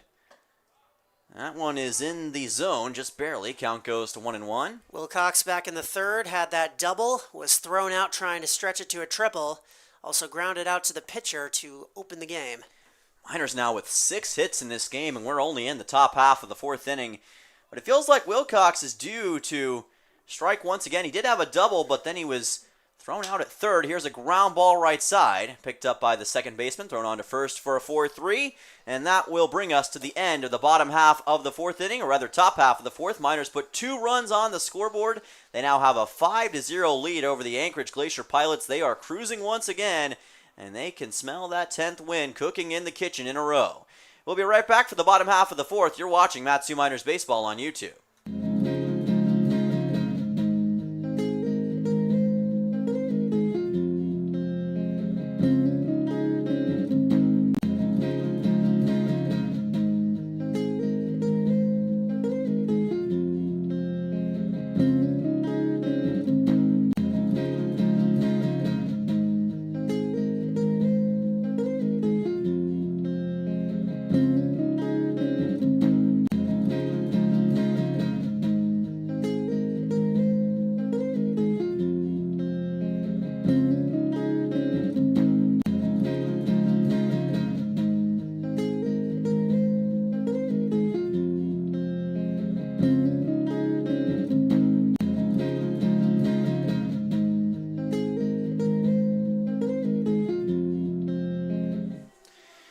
welcome back to Mulcahy Stadium in Anchorage, Alaska. Dylan Simmons, Charlie Fellows on the call. This is game number 2 of today's doubleheader between the Mat-Su Miners and the Anchorage Glacier Pilots. Your Miners up 5-0.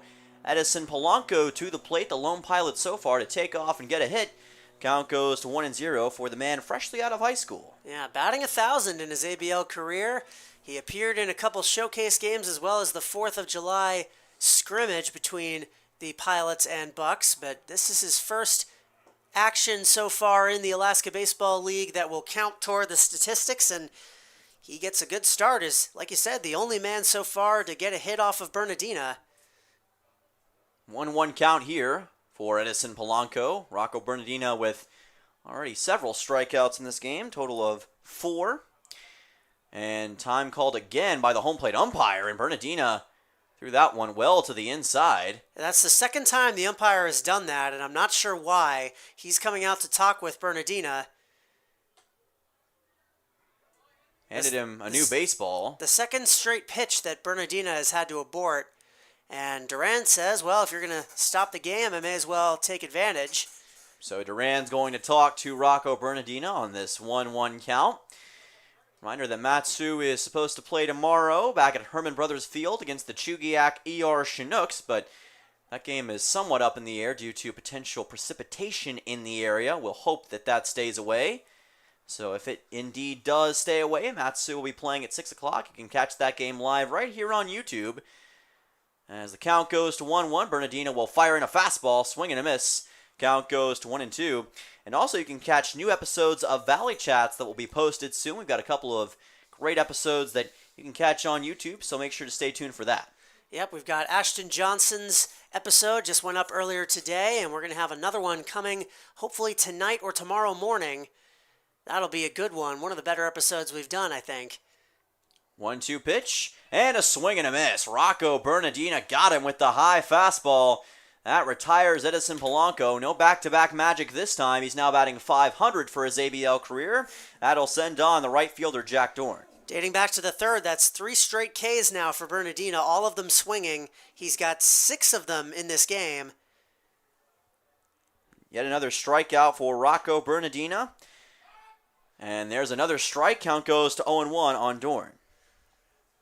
From Dorn on down, nobody on this lineup has reached base yet. Here's a ground ball towards the right side, and it gets through the second baseman. And safe at first base is Dorn. He kind of shoved Wilcox after the fact. That was a little odd. Yeah, that was strange. He sort of not just ran into him, but almost pushed him a little bit, trying to get him out of the way. Of course, I had to say that they hadn't reached base, and then they immediately did. That is the second error of the day, and actually it looks like they're going to give him a hit for that. Yeah, which I don't agree with, but it looks like Dorn does have a single, the second allowed by Rocco. So Jake Dodge to the plate. That baseball was mishandled by Patrizzi slightly, and that resulted in Dorn reaching first base by our estimation. This is fouled back by Jake Dodge. Count goes to 0-1 on the foul ball. Mat-Su trying to preserve the 5-0 lead on the Anchorage Glacier Pilots. By the way, they've already clinched the season series against the Pilots by virtue of that game number 1 win. So they're now 6-3 against the Pilots on the season. And they've won yet another season series this year. As that pitch comes in low, that means there's only one season series left up for grabs for Mat-Su, and that is the Anchorage Bucks. They've got 3 more games left against them all at home, and also 2 against the Chugiak ER Chinooks. All of that in the coming days. 1-1 pitch, and that fastball finds the mark. Count goes to 1-2. The ending season stretch, this is the last time these two teams will play each other in the regular season, but the Pilots are going down to Kenai soon for 5 against the Oilers. If that series, for whatever reason, were to go south for the Oilers in the... Here's a ground ball right side. It gets right past Wilcox. That's going to be another single for the Pilots. Back-to-back singles, this time from Jake Dodge. And Mat-Su now has to watch 2 runners aboard for the Pilots. Yeah, no controversy there. That was just a hit that got through the first and second base gap on the right side. 2 one-out base runners. Once again, Rocco is going to have to dig in here. As I was saying, though, if the Peninsula Oilers have been nearly unbeatable at home, just ask a Miners fan about that.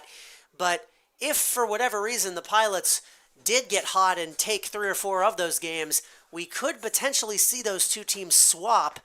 They have all but clinched a playoff berth, the Pilots have. They're up by 4.5 games on the Chinooks with less than 10 games to play, with a number of games against Chugiak left, but those Oilers games could really shake up the standings at the bottom of the ABL, whichever way that goes.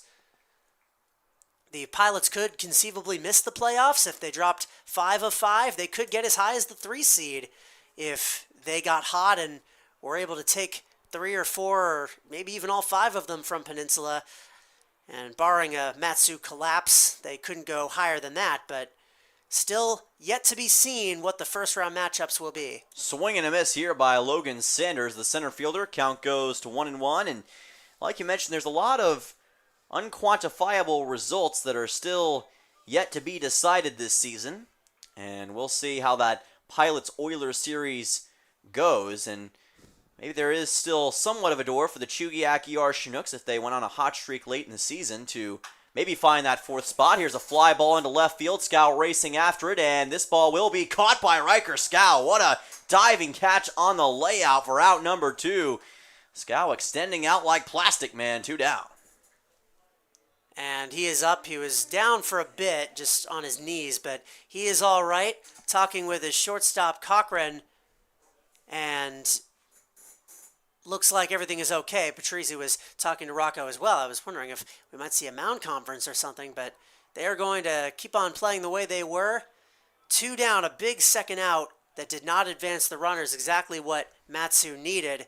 Evan Chadwick, who flied out to center his last time up, going to be the last chance for the Pilots to make something out of this inning. That's one of the more impressive catches we've seen this year. Riker Scow showing his outfield ability. Evan Chadwick to the plate now, and catcher for the Pilots. This pitch is outside for ball 1. Talked with Riker before the game. I was down getting the lineup, and he wanted to see a photo of the lineup to make sure if he was in, and he indeed was, and he has made the most of his opportunity. As we now have a 1-0 pitch soon to arrive from Bernardina, but he looks back to second for the moment. Just trying to make sure to keep Jack Dorn honest. And between that, of course, and the RBI single he had in the top half of this inning, this has definitely been the frame of Riker.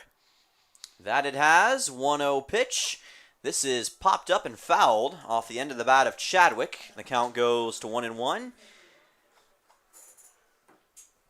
And the Pilots potentially could drop to 13-20 on the season if they were to lose this game, which after their 5 of 6 stretch and wins would be quite a dramatic shift from what they had going. It'd also be their 4th consecutive loss. 1-1 pitch by Bernardina. That is low and in the turf. Durand able to keep it in front of him. Count goes to 2-1. Bernardina has been solid, even if he is about to allow his first earned run. He is 6 strikeouts, 2 walks, 3 hits through 3 2/3. An excellent start for him. 2-1 pitch, and that high fastball is high and tight for ball 3. If he does issue a walk, it will be Marcus Sanders due up, who grounded out to third his first time at the plate. Now a 3-1 pitch. Rocco Bernardina trying to end this inning on his terms. Taking his time as well, not rushing this too much. Here's the 3-1, and that's low. Ball 4 and on to first now with a walk is Evan Chadwick. So the bases are loaded for the Glacier Pilots with 2 outs. That will send on Marcus Sanders. Yeah, the 9-man in the order for the Pilots has a chance to get them on the board for the first time today.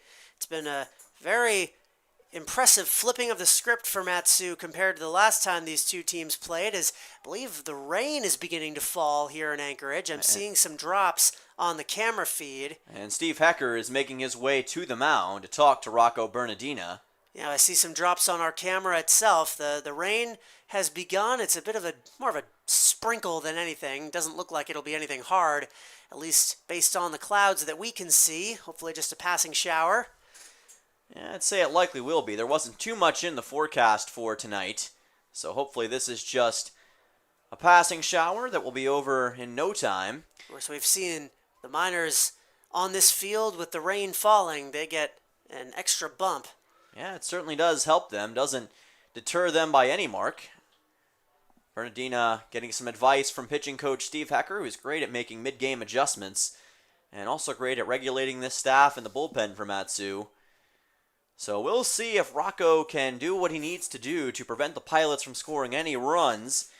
Marcus Sanders to the plate, Jack Dorn at third, Jake Dodge at second, and Evan Chadwick at first. Fastball, swing and a miss. Count goes to 0-1. Sanders out of Southern University on his way to Arizona Christian in the fall. One of the transfer portal players for the Pilots.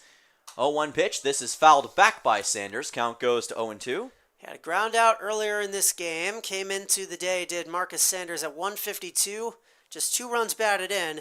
5 hits in 33 at-bats. 0-2, and that is low. Durand has to chase after it. Thankfully, he doesn't go too far away from the box. Count goes to 1-2. It took a very fortuitous bounce there. That it did. If that had been anywhere else, who knows what could have happened. Could have scored Dorn easily. Instead, a 1-2 pitch from the Kent State Golden Flash. And you can see him really taking his time, just trying to make sure that he does this the right way. Fastball is low, and that'll be ball number 2. Home plate umpire didn't see enough to put it in the zone, so the count evens. And we will try it again. Rocco Bernardina already with 6 strikeouts in the game. Can he get number 7 right here? The 2-2 pitch. This is another foul ball that goes right up and over our press box. It'll land somewhere towards the concession stand. And we will try this again. Dylan Marks waiting on deck. If Sanders is indeed able to drive in that first run for the Pilots, the top of the order. Here's the 2-2 from Bernardina. This is a ground ball to short, picked up and thrown on to second for the easy out, number 3. Good work by Ryan Cochran and Don Patrizzi, and the Pilots leave 3 runners on base. The base is loaded and nobody scores, and the Miners keep the score overall at 5-2-0. We'll be right back for the top half of the 5th inning. Your Miners are cruising, and you're watching Mat-Su Miners Baseball on YouTube.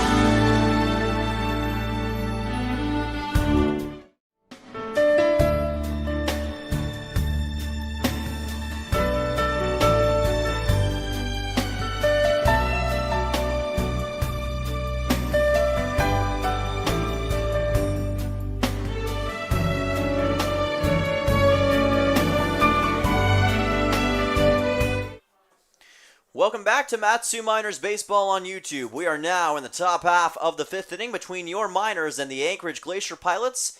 Mat-Su searching for their 10th consecutive victory this season, and they are in great position to do so.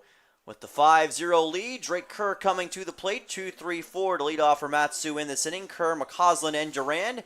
Miners coming off a 2-run top of the 4th, including a Riker Scow RBI single. It's impossible not to look back at the last time these two teams met here at Mulcahy Stadium and not wonder a little bit just what on earth happened to the Mat-Su Miners. That last time they lost to the Pilots, it dropped their record to 12-13. Now they're 21-13, knocking on 22. 1-0 pitch. This ball popped up. Into space it goes. Gravity bringing it back down. The catcher Chadwick wants it, and he bobbled it. He couldn't make the catch. It bounced off both Chadwick and the first baseman, Jake Dodge. Nobody comes up with it, and that kind of summarizes the day for the Pilots. Yeah, and the play where you actually would be hurting yourself by catching the foul pop out, the first baseman does exactly that, and then when it is definitely necessary to make that play, that time there's a bit of a miscommunication. So now a 1-1. Drake Kerr probably thanking his lucky stars that he's even still at the plate. 99% of the time, that's an out. Count goes to 2-1. It's been the level of execution that has really been the difference between the Miners and the Pilots today. And another trend that's been reversed, Matsu was not all that great in doubleheaders, at least from a stat standpoint. Here's a ground ball left side. Shortstop backhands it, throws on to first. Hefner did not get it there in time. Drake Kerr able to leg out a single. And all of a sudden, what should have been an easy out for the Pilots has turned into a single and a runner on base for the Miners. Well, it's easy for anybody but Drake Kerr, but that speed just completely changes the game. He capitalized, I think we were talking about is the easy foul pop out, which did not come to pass. Kerr taking advantage of the free plate appearance he is allotted and legging out that infield hit to start off the fifth. Yeah, Knight did what he could in that spot, but he just could not beat the afterburners that Drake Kerr possesses. Now Kyle McCausland to the plate. Matsu with 7 total hits in this game. And we are still in the top half of the 5th inning. McCausland wants to join the party. Swings and misses at this one. Count goes to 0-1. He did have an RBI single in the top half of the 3rd. So Max Awostowski got the Miners 1-2-3 in the top of the first. Since then, not only has he not had a 1-2-3 inning, he's not even had a scoreless inning. The Miners have scored in each of the last 3 frames. This is a fly ball out to center field. Logan Sanders right there, and he'll make the catch. Out 1. So I was talking about at the beginning of the inning, though, it's just fun to reminisce about what we were thinking about the Miners season, whether or not they were even going to make the playoffs, making plans to go down to Kenai, and suddenly everything changed. It's a superstitious game. Everybody who plays this game will tell you. And you wonder what it could have been, what message it might have been. Somebody got a new haircut. Somebody started wearing their socks a little bit differently. Here's a fly ball by Brandon Durand into center. Logan Sanders once again right there, and deja vu for out 2. I throw out the haircut example just as a random choice of something that you could change about your appearance. Definitely not anything deeper than that. Well, if you look especially hard at the broadcast, you may notice somebody got a haircut, and I'm not talking about myself. Well, okay, well, there you go. I figured someone would have noticed by now. I think the people that watch the pregame shows do. We appreciate all of you that tune in.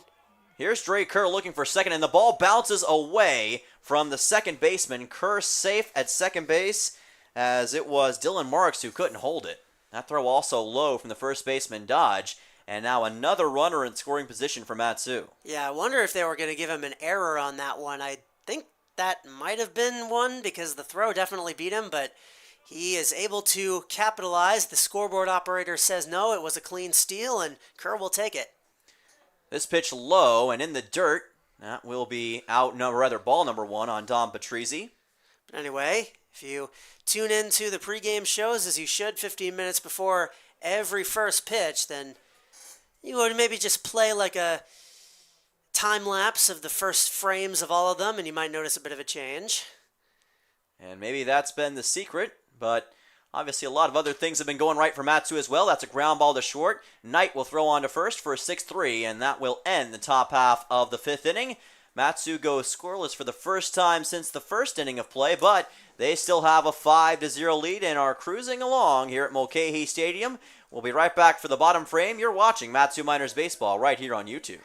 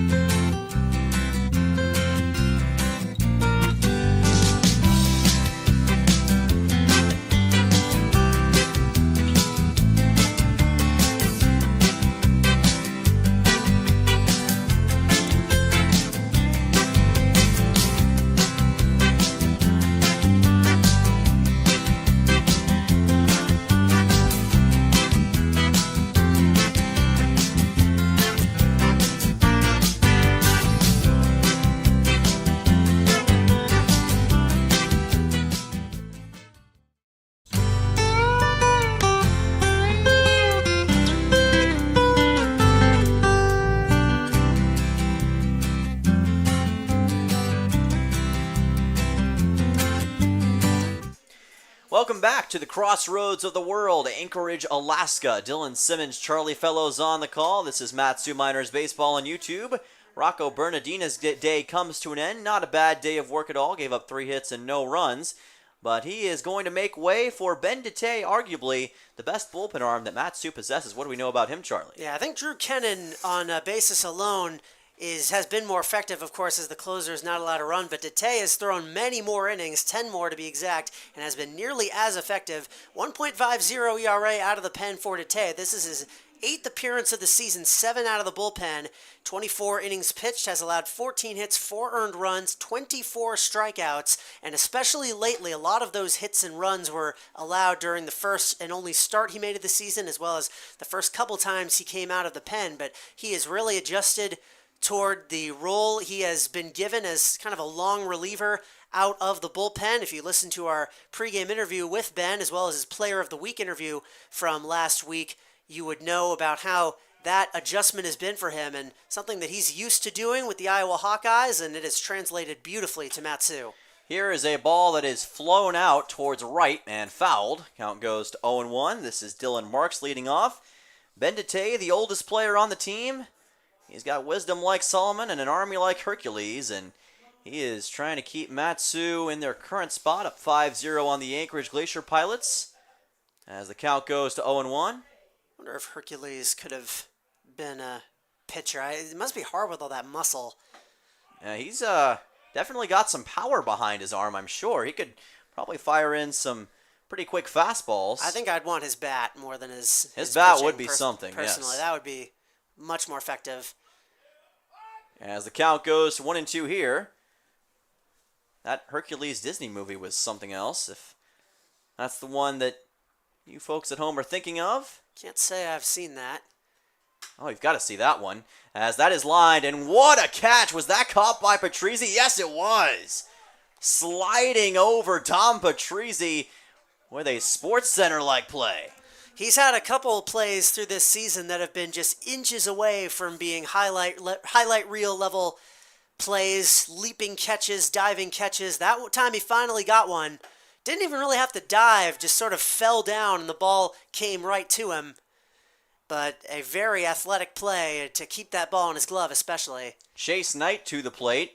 That's a heck of a way to start off the bottom of the 5th. Swing and a miss here on the high fastball by Dete. Count goes to 0-2. And the Miners just continue with their incredible execution today. This is fouled off the bat by Chase Knight, playing as the shortstop here in game number 2. He's got a walk and a strikeout. Both of those were against Bernardina. Now with an 0-2 pitch here. Ben Dete looking for his first strikeout of the game, and he'll get it. Swing and a miss for Chase Knight. And Ben Dete now with 2 down here in the bottom of the 5th, off to a great start. You remember the last time he appeared for the Miners was in that Oilers game, which I believe is the game of the season so far that the Matsu Miners have played in. Of course, they came back from down 5-4 in the bottom of the 9th. But part of the reason why was because Ben Dete had an excellent relief outing.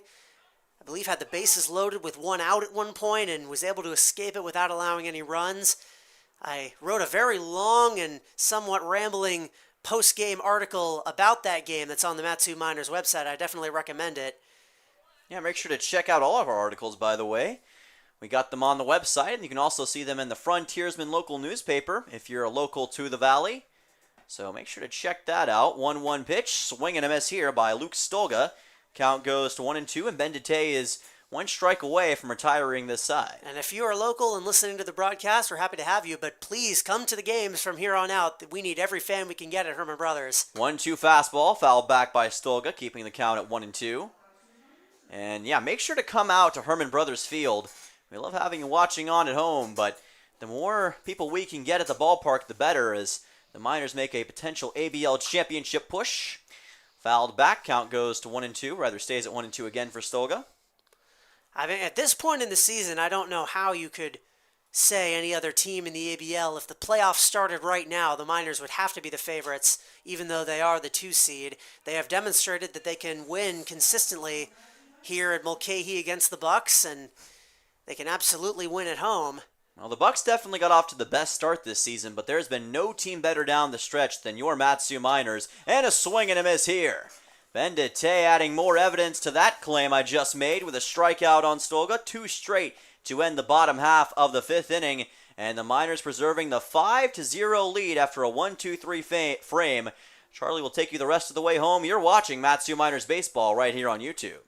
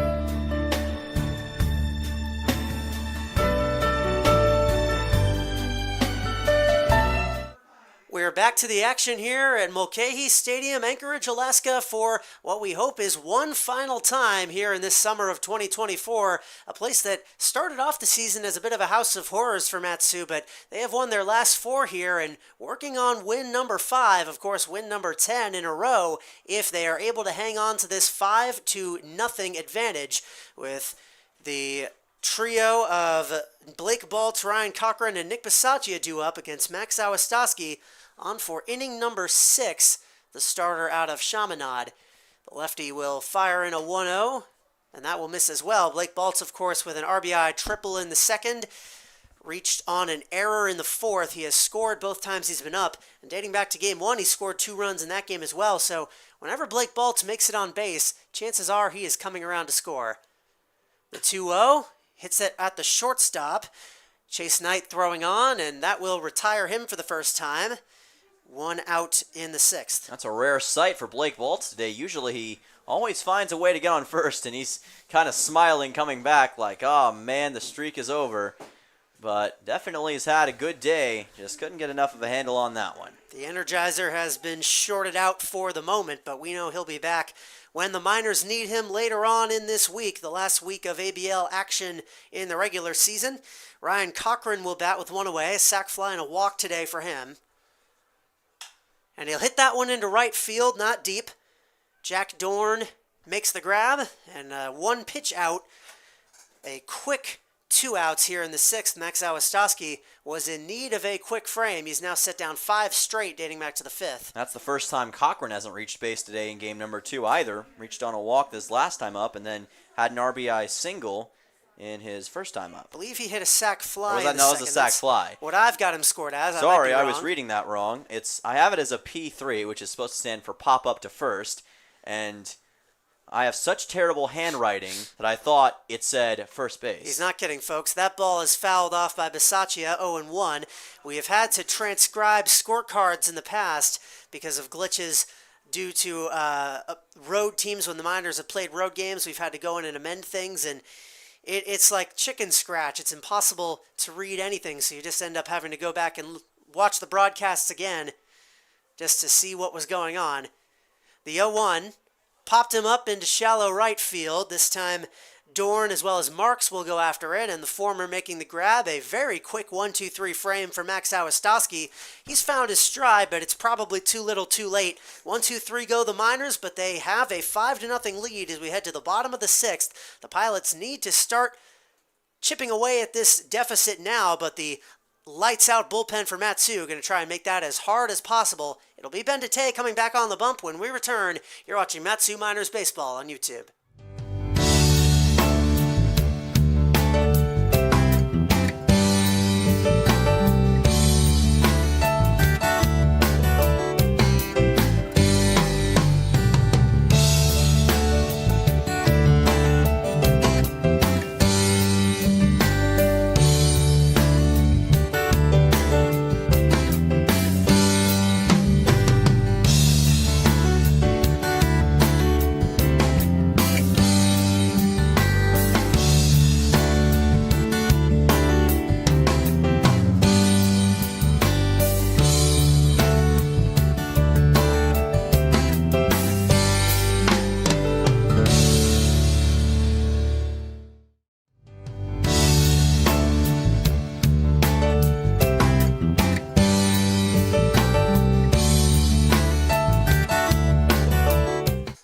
lightning fast frame, we're right on to the bottom of the 6th. Miners and Pilots 5-0 the score as Matsu trying to complete their 10-game winning streak with 5 games left to play, all of them at home. They continue their quest to leapfrog the Anchorage Bucks and take the top spot in the ABL for the 2nd straight year. Charlie Fellows, Dylan Simmons on the call with you, and of course talking about that 2nd straight year. Last year these two teams met in the championship game at Herman Brothers Field, and it was the Pilots taking that road victory to win the ABL championship. Despite the Miners finishing first in the league, they could not deliver when it mattered most. And even though none of the players on this team were on that squad, they still are carrying the baggage of that loss. And of course, all the fans, all the front office members are really hoping that this could be the year. Yeah, the players may not have been a part of that, but the coaches, the personnel, the fans, they remember it all. That's a swinging bunt, goes off the glove of Dete, but he's got another chance, picks it up. What a play he threw on as he was falling down, and Chase Wilcox was able to make the stretch and get it in his glove. A momentary bobble, no issue at all for Ben Dete. He's been excellent with the glove all season long. He's made a lot of great plays like that, heads-up throws out the leading runner on a bunt, turning a double play, something like that. I wouldn't be surprised if he was in the discussion for the Gold Glove Award for the pitcher, if such a thing exists in the ABL. And if it doesn't, I'm just going to go ahead and give him that award in my mind. That was Edison Polanco with that ground out to lead off the 6th, and it will bring up Jack Dorn, who had a single last time up off of Bernardina. Checked his swing and laid off on a 2-0 pitch. Yeah, that last play is a great example of both the high baseball IQ and the calmness of Ben Dete in a situation like that. Didn't overreact. 2-0 lined into left field. Scow barely has to move. That is out number 2. Dete has yet to allow a base runner in the inning and 2/3 that he has pitched, continuing to be that excellent stopper out of the bullpen for Matsu. Just when you think you've finally gotten to one of the vaunted starters on this team, Ben Dete comes out of the field and, like, okay, that he would be a starter probably on every other team, as that's hit to the opposite way right into the glove of Bisaccia. An unfortunate bloop shot off the bat of Jake Dodge, and you thought we had a quick half inning before. That was probably a gold split for the fastest half inning we've seen all season. We'd have to go back and crunch the numbers on that, but it definitely makes the short list. Bottom of the 6th is over. Matsu still up 5-0. We're on to the 7th, with Matsu having hopefully one last chance to add some insurance runs before their pitching closes this one out. You're watching Matsu Miners Baseball here on YouTube.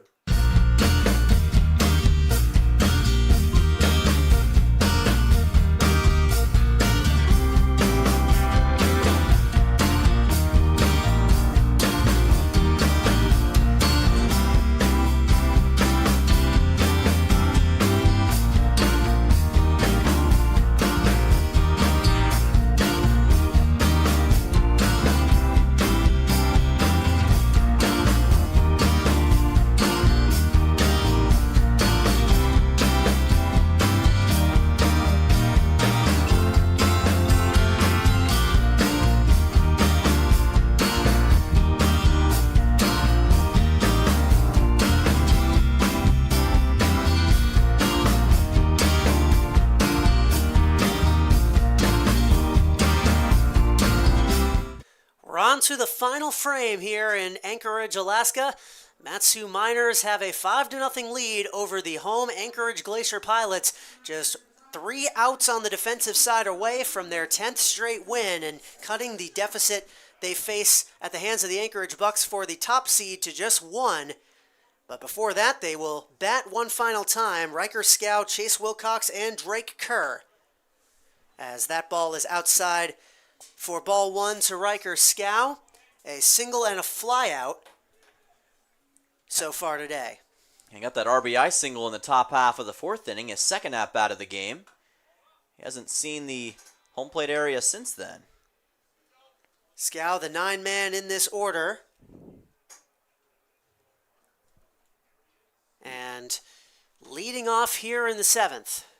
Zawistowski going for the complete game. In line for the loss. Now he's got a 3-0 count on Scow. Better than anybody else on the team at drawing walks. Or at least he is up there. One of the best for sure. This could be walk number 12 if he can force it. Down the middle. Scow was beginning his motion of throwing the bat, but had to abort. 3-1. Miners with 5 runs on 7 hits. Pilots 0 runs. Same as the first leg of this doubleheader. That is hit into right field, but it looks like it will be caught, and indeed it will be. Jack Dorn had to backpedal a bit, and Scow flies out to start the inning. That's now 7 straight outs made by Max Awostowski. 3 straight flyouts to right. If he had had form like this during the middle part of this game, who's to say what this game could look like right now? Yeah, it was really just the second, third, and fourth that has likely doomed the Pilots in this game. That's when Matsu just kind of took over, and they've been, for lack of a better term, coasting since then. Obviously, they've still been on the attack, but it's been kind of easy. They've just been relying on their defense to do what they do, lock down the offense, and that's indeed what they've done. Bendite coming into the game and playing some great baseball, and ever since then, it's just kind of been easy. 1-0 pitch coming to Chase Wilcox, and he'll hit it into right field. Looks like this is going to drop for a base hit, and it will. Chase Wilcox with a single, his second hit of the day, and unlike that first one, he's going to be able to savor it for a bit. Does not try to stretch it for extra bases as he did with the double back in the third. He's got a 1-out single and hit number 8 for the Miners in this 7-inning game. We were waiting on Chase Wilcox to come alive in this game. He got a double earlier on, but he gets a single here, and Anchorage, don't tell me that you forgot about Chase. This guy is something special. Drake Kerr has 2 hits, a double, a single, and he'll shoot one right at the shortstop who tosses on to second. This could be 2, and indeed it will be. A double play erases Chase Wilcox's hit and ends the inning. Top of the 7th gone, so the Miners go their final 3 innings without scoring a run or really doing much of anything at all. Just 2 hits in the 5th, 6th, and 7th innings combined, but they did their work early on. 5-0 the score, and they're 3 outs away from win in a row at number 10. We've got that action coming to you right after this, so don't go anywhere. You're watching Matsu Miners Baseball on YouTube.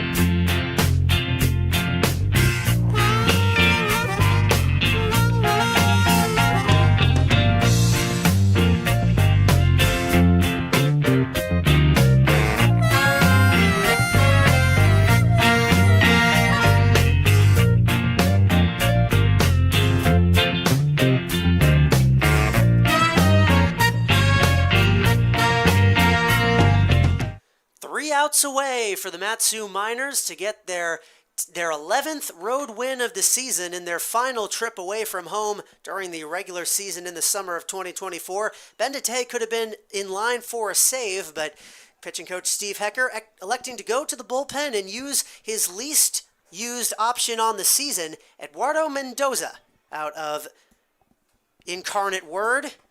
What should we know about him? Well, he's got 5 appearances on the year, 4 1/3 innings pitched, 5 earned runs, and a 10.38 ERA. But a lot of that is inflated by 1 or 2 just bad performances. Really, the performance that did it was the June 24th game against the Anchorage Bucks. He gave up 4 earned runs in 1 inning. If you take that out, he's really been perfect on the season. So he is hopefully going to have more of the former rather than the latter today, and get a quick lockdown frame to win this game for Matsu. That 9-1 game that you were talking about at home against the Bucks is really one of only 2 times this season that the Miners have been blown out, and the other time happened also at home against the other team from Anchorage, the Pilots, winning that game, I believe, 11-3. Yes, 11-3. A couple weeks ago, but other than that, their losses have been close, and their wins have been, a lot of them during this streak have been close, but lately they have not. And the last 3 games, it looks like, if this game finishes the way we're expecting it to, are going to be dominant. 11-0, 6-0, and this is 3 outs away from being 5-0. That'd be 3 straight shutout victories if that happened too. Incredible.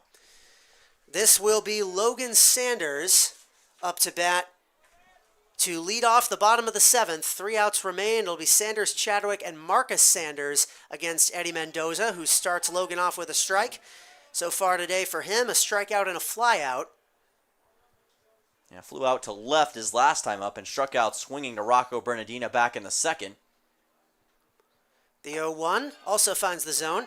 Pilots had 2 hits in the first leg of this doubleheader. They have 3 in this one, 2 of which came in back-to-back plate appearances in the 4th inning, but have not scored a run, crucially. Here's Mendoza's 0-2, which misses outside. Outside of the first and fourth, the Pilots really haven't had much of a chance today to put runs on the board in game number 2. Matsu able to just keep the foot on the throttle, and ever since the second, it's just been all minors in this game. Mendoza's 1-2. Off the end of the bat into right, and that will land well foul. Kyle McCausland unable to teleport to it, so the at-bat will continue 1-2. Eddie looking for a strikeout here. It'd be a big one. Start things off out of San Antonio, Texas is where he was born. Now lives in Eagle Pass.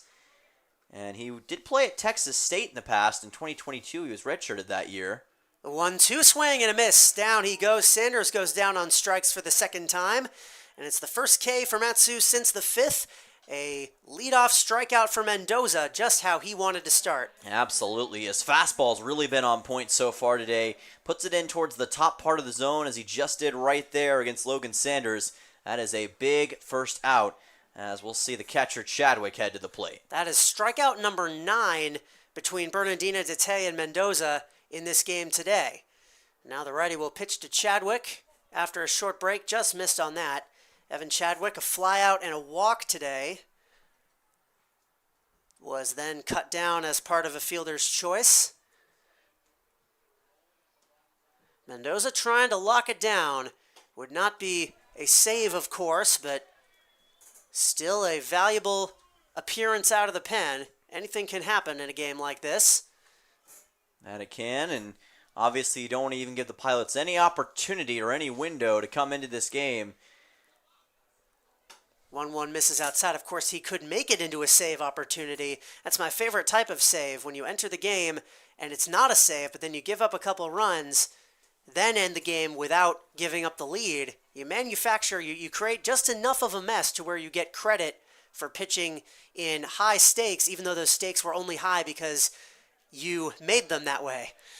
But hoping that that will not come to pass here today. Mendoza certainly looking on point here early. Is there a name for a situation like that?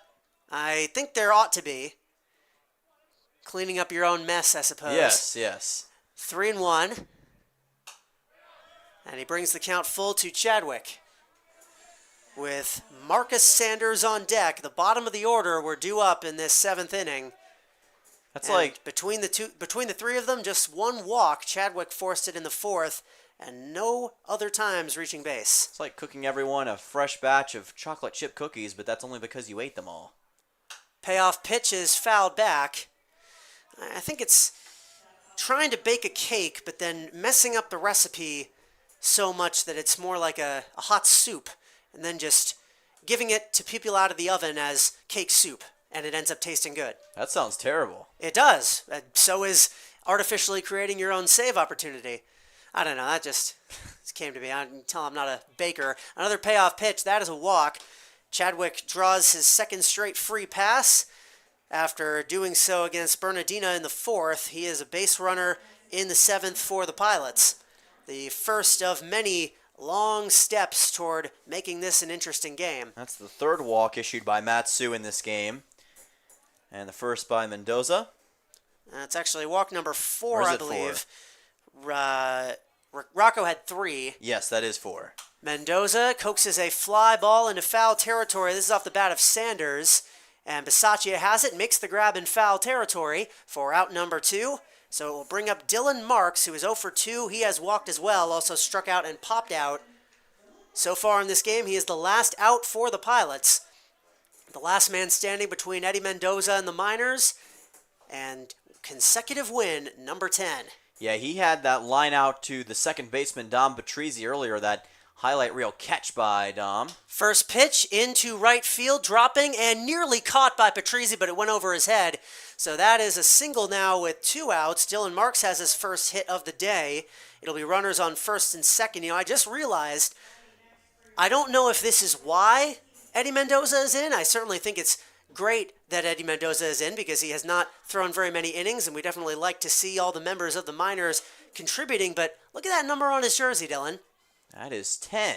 Now, that what would be pretty number perfect. could that symbolize right about now? I think it could be a perfect 10, or maybe 10 wins in a row. 10 out of 10. Yes. A great round of bowling, you could say. 1-0 on its way to Chase Knight, a walk and 2 strikeouts. Dives out of the way of that 2-0. Now, Mendoza having a bit of trouble finding the zone. Luke Stolga on deck has struck out swinging all 3 times he has been up. So that could be a fail-safe if Chase Knight is able to reach base. But Mendoza wants to end this one here and now. That he does. Get that ERA down a bit. Yeah, still trying to use that fastball. The 2-0, this could do it. Grounded to third. Bisaccia will throw on to second to get the force out, but he will not. Beating out that throw there was Dylan Marks. To keep the Pilots alive, they have loaded the bases with 2 outs in the bottom of the 7th of this 7-inning doubleheader leg. I get what Bisaccia went for there, trying to get the force out where he could. It's an easier throw than throwing to first, but unfortunately that time it backfired on him. Chase Knight reaching on the fielder's choice. Marks to second, just beating out that throw. Chadwick down to third. And Luke Stolga, who I will remind you does have a grand slam against the Miners already this season, could make this a 1-run ball game with 1 swing of the bat. And aware of that, surely, is pitching coach Steve Hecker, because he is going to come out and chat with Mendoza. Yeah, he's just trying to make sure that everything is where it needs to be. And like you mentioned, I understand what Bisaccia was going for in that situation. But the problem was Marks had already taken off well beyond that ground ball, and he was already pretty close to second by that point. By the time the ball arrived, he'd already slid in basically into the bag, and Patrizzi could only do so much. And that's a tough way to have the bases get loaded. Matsu right now just trying to make sure that this doesn't get any worse than what it is, and hopefully they can take care of Luke Stolga in a hurry. The good thing is it's only obviously already 2 outs, so you just need 1 out in this spot, whatever way you can get it. I wasn't looking down at first, but I don't know if Bisaccia would have been able to get that out. They gave Knight a hit, which is obviously not correct. That was a fielder's choice, because you can't know if he would have thrown on, so it is still only 4 hits in this game for the Glacier Pilots. This could be a good sign, though. I'm hearing some music coming through our headsets now. The radio station is back. Perhaps the Pilots getting ready to face the music. That pitch misses outside, 1-1. It's REM, Losing My Religion, I believe. Not sure what that could be a harbinger of. Yeah, it sounds like it. Probably best not to divine any meaning from that. 1-1 from Mendoza.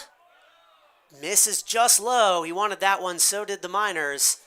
And this presents an interesting dilemma. How do you deal with Luke Stolga, who admittedly has struck out 3 times already in this game, but we know he possesses that home run capability. Eddie's got to be careful in this spot just to not make the wrong play. 2-1, that is down the middle, and it is a strike. He is 1 strike away from rendering all of this moot. All right, so we know Stolga's probably going to be aggressive. He's going to try to swing at this, I'd say, so Eddie's just got to try to make sure to put in that fastball right past him. The righty fires. Swing and a miss. That's exactly what he did. A high fastball. The Pilots make it a bit more scary than it needed to be, but they leave the bases loaded, and the Miners complete a dominant display on the road at Mulcahy Stadium. 6-0 in the first leg, now 5-0 here, and capped off by Eddie Mendoza leaving the bases loaded. It is delight as usual for the Matsu Miners. They've now won 5 straight games in Mulcahy Stadium, 10 straight overall. And they have narrowed their deficit at the hands of the Bucks to just a single game with a slate of home games on the horizon. What a day for the Matsu Miners. Some people may have thought coming into this game that they'd be sluggish after a 2-day break. Well, they showed no sign of that. Instead, they looked dominant from start to finish, both in game number 1 and game number 2. This is a day where Matsu just simply took over, with both the arms coming out of the bullpen, coming in as the starters in this game, and of course the bats were feeling it early on and feeling it often. This team is showing themselves to be a force in the ABL, now 10 consecutive wins. The rest of the league better watch out for this Matsu Miners squad. The reason why I bring up the home game and the deficit to the Bucks so much is because if the Miners are able to pass the Bucks and take that 1 seed in the ABL, then this would end up being the final game they play this season away from Herman Brothers Field because of the way the playoffs work. If you host a playoff series, you have all 3 games, if necessary, of that series in your home ballpark. You just act as the road team for Game 2, and Mat-Su is hoping that that is the position they will be in at the end of the summer, just like they were last year. They've done everything they could over the last couple weeks to put themselves in that position. 10 straight wins dating back to July 11th, and at least for the rest of the regular season, this is the final time you will watch a game where we are not in Palmer. It'll be 5 more home games the rest of the way, and the first one of those is against the Chugiak Eagle River Chinooks tomorrow at 6, weather permitting. Everyone cross your fingers and hope that we can get that action in. It'll be exciting to see the Miners come back home for the home stretch, you could say. Those fans are going to be rocking. The crowds are going to be excellent. If any of you out there in the audience today can come down to Palmer and make that just a little bit louder, please, I implore you to come. The Miners need all the help you can get, despite how many games in a row they have won. Well, that is all we have. All the time we have for today, however. An excellent end to an excellent day. They sweep the doubleheader 6-0 and 5-0 to move to 22-13 on the season. 1 game behind the Bucks. That'll do it for us with Dylan Simmons and our entire amazing team of the Mat-Su Miners, both on and off the field. I've been Charlie Fellows saying so long.